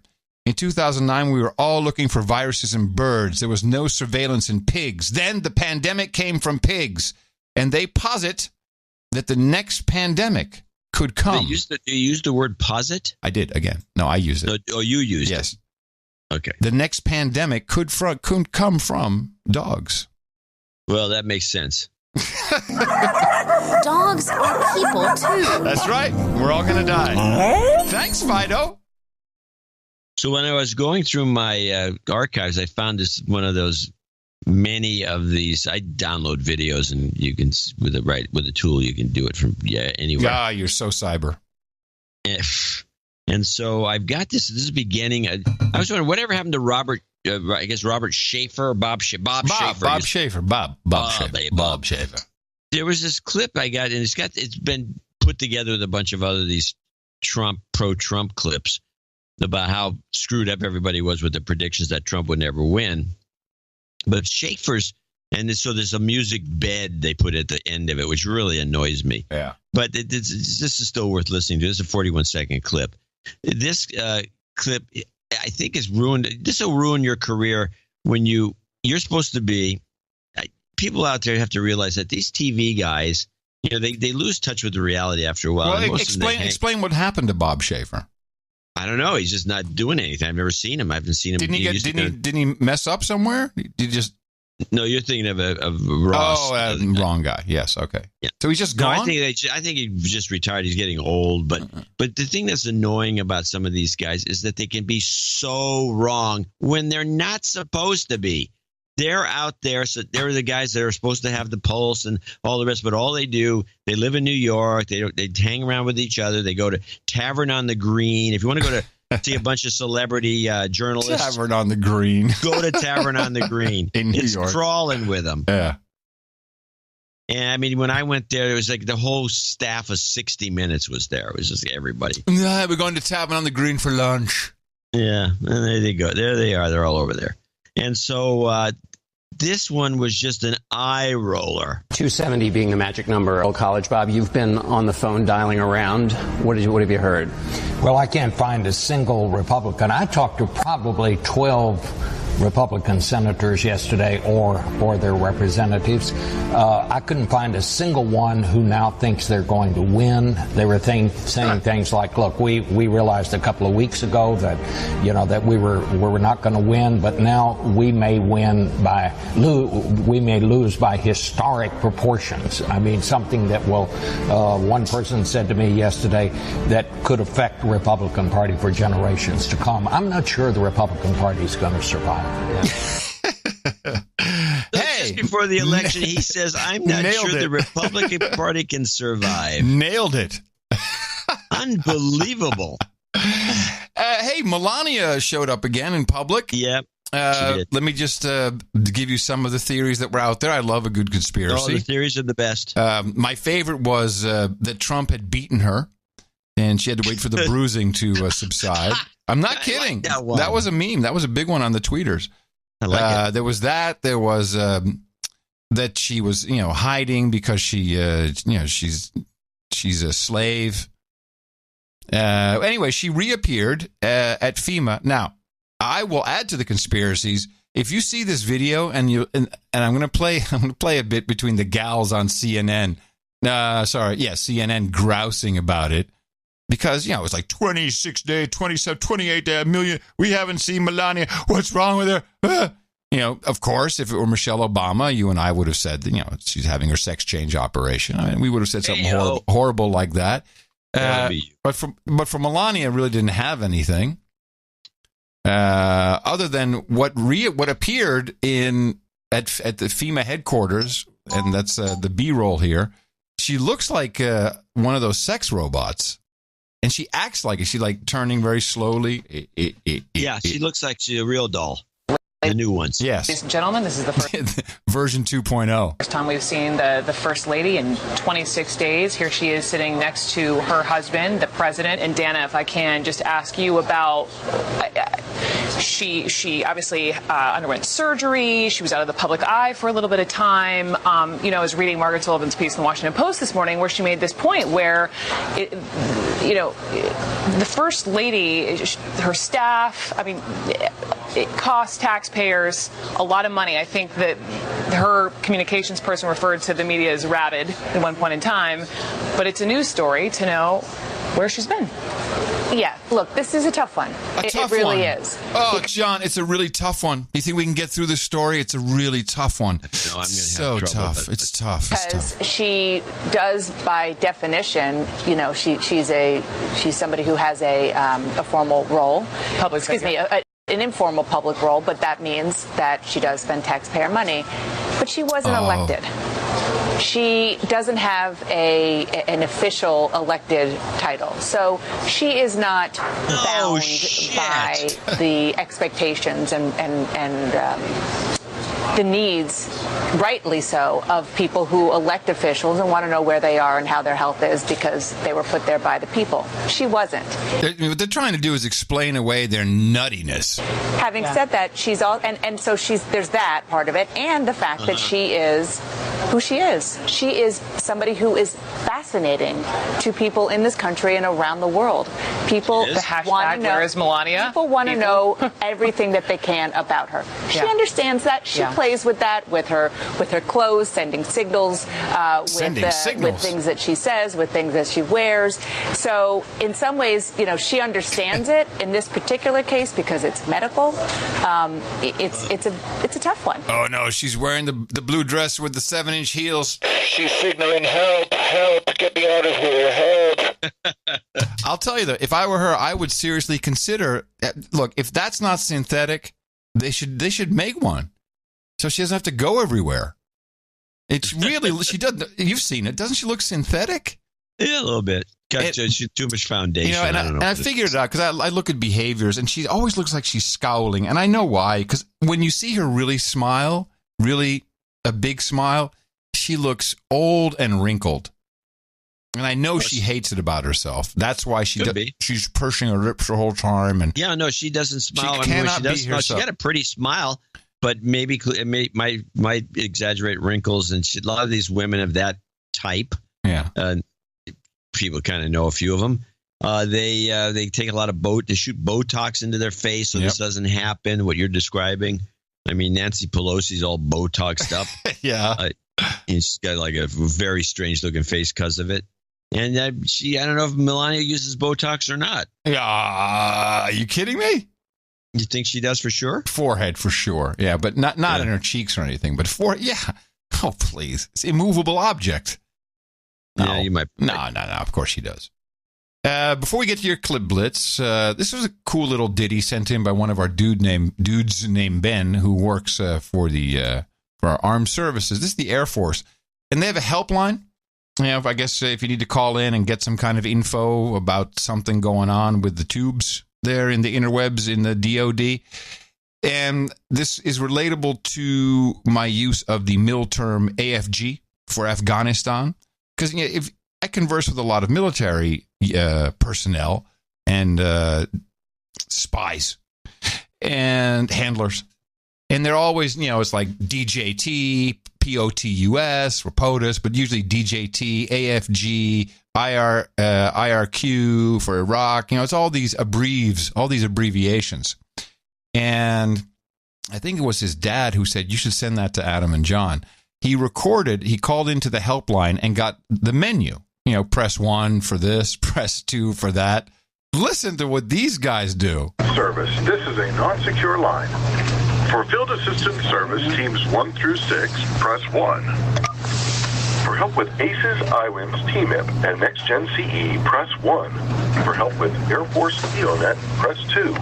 For ARMS, BAS&E, CMOS, LogMod, OLBIMS, and SMAS, press 3. For ESS, GAFs, IAPS, IMDS, CDB, PRPS, MARCS, ILSS, TBA, and Unisys systems, press 4. For AFWay, ETIMS, MPS, MSELA, SDC, SIFMAS, and other PC-based systems, press 5. For MPS, MSELA, and SDC, press 3. For ETIMS and SIFMAS, press 4. Holy... I want to know what SNAS is. What is SNAS? Wow. Isn't that amazing? Yeah, they really go with the abbreviations in the military. Yeah, like I just need some info in the advanced network analysis language, please. That's all I need. It's time for the Clip Blitz. Let's go. Women and student debt. Women are carrying the biggest share of the country's outstanding student loan debt. According to an education advocacy group, women own nearly $900 billion in student loans. That's nearly 2/3 of the total. Economists say it will take longer for women than men to repay their loans, potentially racking up more interest and falling deeper into debt. Women make up 56% of today's college students. Red 33. Miss America changes. Oh, yes, a fan favorite. The Miss America organization is dropping the swimsuit competition, saying it will no longer judge contestants based on their appearance. The competition began nearly 100 years ago in Atlantic City, New Jersey, as a bathing beauty contest, but times have changed. The top 3 leadership roles at the Miss America organization are now held by women, and they say viewers are most interested in the talent competition. The changes will begin with this year's broadcast on September 9th. I thought your tweet about that was spot on. I think it was, I'm paraphrasing, it's official. Here is the proof. The terrorists have won. Spot on. It's another No Agenda. This is an untold story. Google in San Jose. Activists are gathering at Google's annual shareholders meeting to protest plans to build a new campus in San Jose. The group is called Silicon Valley Rising, and they say they plan to protest Google's building of a mega campus that, in their estimation, will worsen the homelessness problem and the eviction crisis. They're asking Google to commit to a deal that will protect residents from the impacts of tech gentrification should the tech giant come to San Jose. Data center in the ocean. Amounts of our information is held in vast data centers which consume large amounts of electricity. Well, now Microsoft has begun an energy-efficient experiment by sinking a small data center in the sea off the coast of Scotland. Rory Catlin-Jones reports. Ever uploaded a photo, updated your Facebook status, or maybe streamed some music? If so, you've probably used a data center where vast amounts of our personal information are now stored. But what if you could put all of that underwater? Up in Orkney, the tech giant Microsoft is trying to do just that. This white cylinder is packed with computers. It was assembled in France and then brought here to be sunk. We're on our way across Scarpa Flow to the deployment site, but I've one nagging question. Why sink a data center? It's easier to cool data centers in water than on land, and that means we use a lot less power to cool the data center than we otherwise would. It is kind of a crazy experiment, but that's why we do research, is to try these things and sort of push us to new places, and if this is successful... Military running for Congress. Is by making peace. Somebody was asking me, Mikey, can you still fly a helicopter? I said, Mikey Sherrill is another rookie candidate who doesn't seem to show it. The retired Navy helicopter pilot and prosecutor is part of an influx of Democratic veterans running. Democrats estimate nearly 1/3 of their top-tier congressional candidates have served in the military. I went to the Naval Academy. Why the sudden surge in veteran candidates? Well, consider the current trust gap. In a recent PBS NewsHour NPR Marist poll, just 25% of adults had any confidence in Congress, 43% in the presidency. But the military, twice that, holding the confidence of a sweeping 88% of American adults. Wow. Hi, guys. At a local street fair. It's another No Agenda. And we'll close with that one. Now, the thing about that, which has always baffled me, besides the fact that they can't be audited and probably stealing money, and they have this huge budget, which is the combined budget of every military in all the countries in the entire world, but they're the ones the most respected. So if that's the case, how does that, for one thing, I don't know how that works. And the other thing is, if they're that good and it's a government operation, why is everybody, especially the Republicans, so dead set against a single payer socialized medicine, which would be the same kind of an operation? Why? I don't know. It's a baffling phenomenon. I'll do a clip story rundown for you. Bilderberg meeting this week, meeting in Italy. On the agenda, they are very worried. Invited? I haven't been to the mailbox. They're very concerned about the populist uprising in Europe, and that's why they're having it in Italy, probably.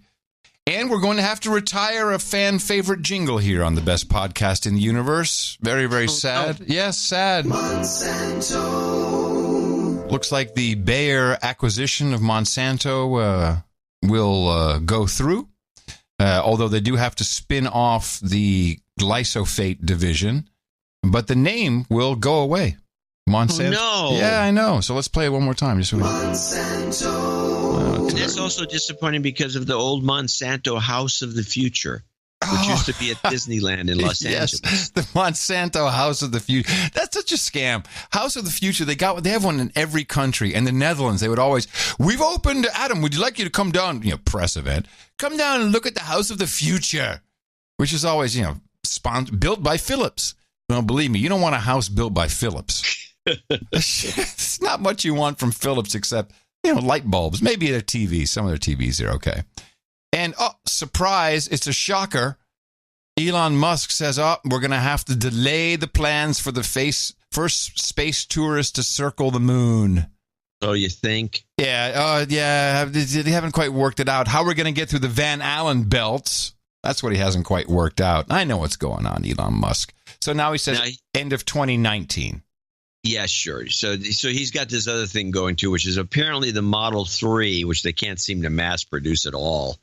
They're going to have the more expensive version. They'll make a few of those at $75,000 a pop, and they're going to kind of push back the rollout of the $33,000 ones, which are the ones that's what it's all about. Why would you buy one for $75 when you buy an S? I really don't care. I do. Yeah. Stupid. The area's crawling with them. You must have tons of them down there. You know I do. And I'm laughing. And I get all those damn bird bikes everywhere. The scooters everywhere. What a plague. Incredible plague. These tech guys are There's nothing like seeing a millennial on a bird bike scooter with their iPhone trying to, look at their iPhone while they're driving the electric scooter. It's a thumbs down moment in traffic, I'll tell you. Oh, by the way, a lot of people have been trying the thumbs down trick instead of flipping people off, and they're liking it. Yes, early reports are good. Yes, it's very confusing to the recipient of the thumbs down. I was thinking of doing that the other day. It's like, what? And then my final clip, there is a war. You've probably noticed this. A war on straws. Today, Bon Appetit, a large food service company, announced it is banning plastic straws in all 1,000 of its cafes across the U.S. That would include locations like AT&T Park, home of the San Francisco Giants. This is the latest salvo in a growing war against plastic straws. And here to tell us more about that is NPR food editor Maria Godoy. Hey, Maria. Hey, Mary Louise. So why this ban? Why straws? So there's something like 270,000 metric tons of plastic in our oceans. And straws are actually a pretty big chunk of that. So they're kind of an obvious choice. Most of us don't really need straws. We kind of tend to use them because they're there. Although I'm thinking I just ate my salad for lunch today with a plastic fork, which probably isn't very good for the environment either.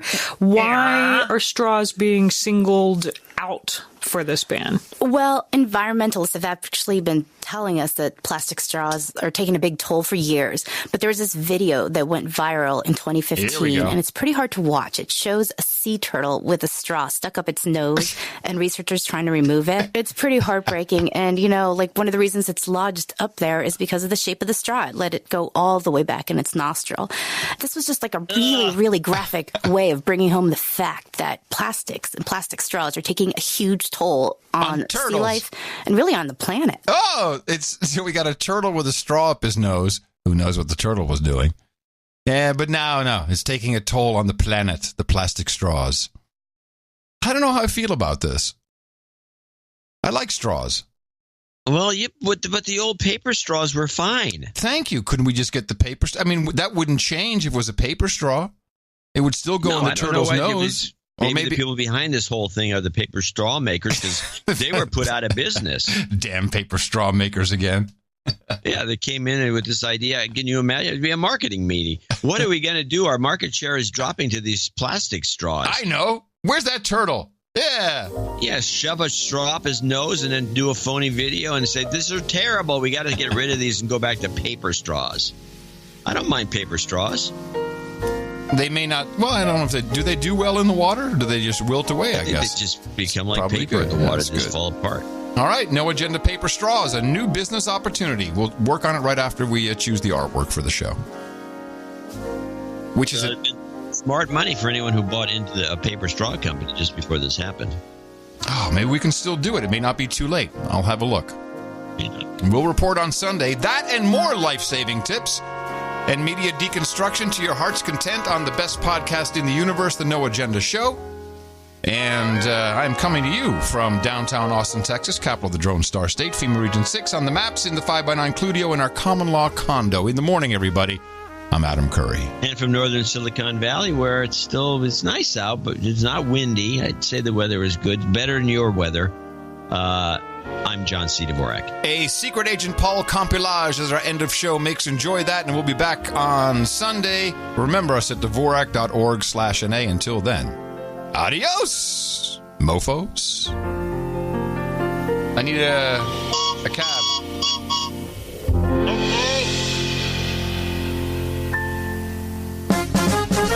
Here's the story of a bunch of snowflakes who were trampling on some other people's rights. All of them lived at home with their mother. They wanted to start fights. Here's the story of a bunch of addicts whose addiction was to outrage all the time. They got so whipped up into a frenzy, thought they commit some crimes. Then the one day they went to attend a rally, and everyone who disagreed was punched. And this group thankfully got arrested. Now we get to laugh at them, the Snowflake Bunch, the Snowflake Bunch, the Snowflake Bunch. Now we get to laugh at them, the Snowflake Bunch. Al-Shabaab, yada-da-da-da-da-da-da-da-da, Al-Shabaab, yada-da-da-da-da-da. If you're white, you're a racist. If you're male, you're a pig. If you're cis, you are privileged. Skinny shaming if you're big. And if you're straight, you're homophobic. Heaven help if you're wrong. So don't have an opinion and just do what you're told. But at the end of the day, they're backing him. They're backing. Come on. At the end of the day. At the end of the day, John, if someone wants to get anyone, they can get him. At the end of the day. At the end of the day, it's more important that we have entertainment. At the end of the day. So, at the end of the day, who's going to pay for the real loan? It's going to be taxpayer money. At the end of the day. Because at the end of the day, that's going to be up to Valerie Jarrett. At the end of the day. I mean, at the end of the day, isn't that it? At the end of the day. At the end of the day, all this money is owed to bankers. At the end of the day. At the end of the day, I think it's good. At the end of the day. At the end of the day, as Americans, what we always do is we always say, at the end of the day. So at the end of the day, it's not actually the health care, it's the... At the end of the day. At the end of the day, you can't deny I had to put less gas in. At the end of the day. So at the end of the day, we're all anti-Semites.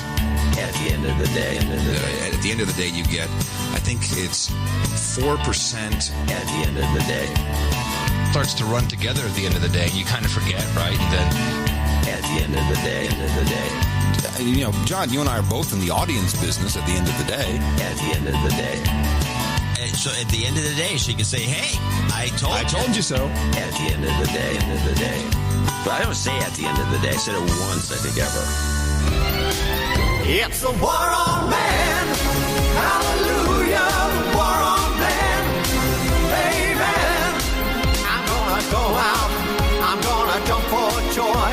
I don't need no toxic man on you, soy boy. It's the war on man. The best podcast in the universe. Adios, mofo. Dvorak.org/NA. Oreos are just as addictive as cocaine.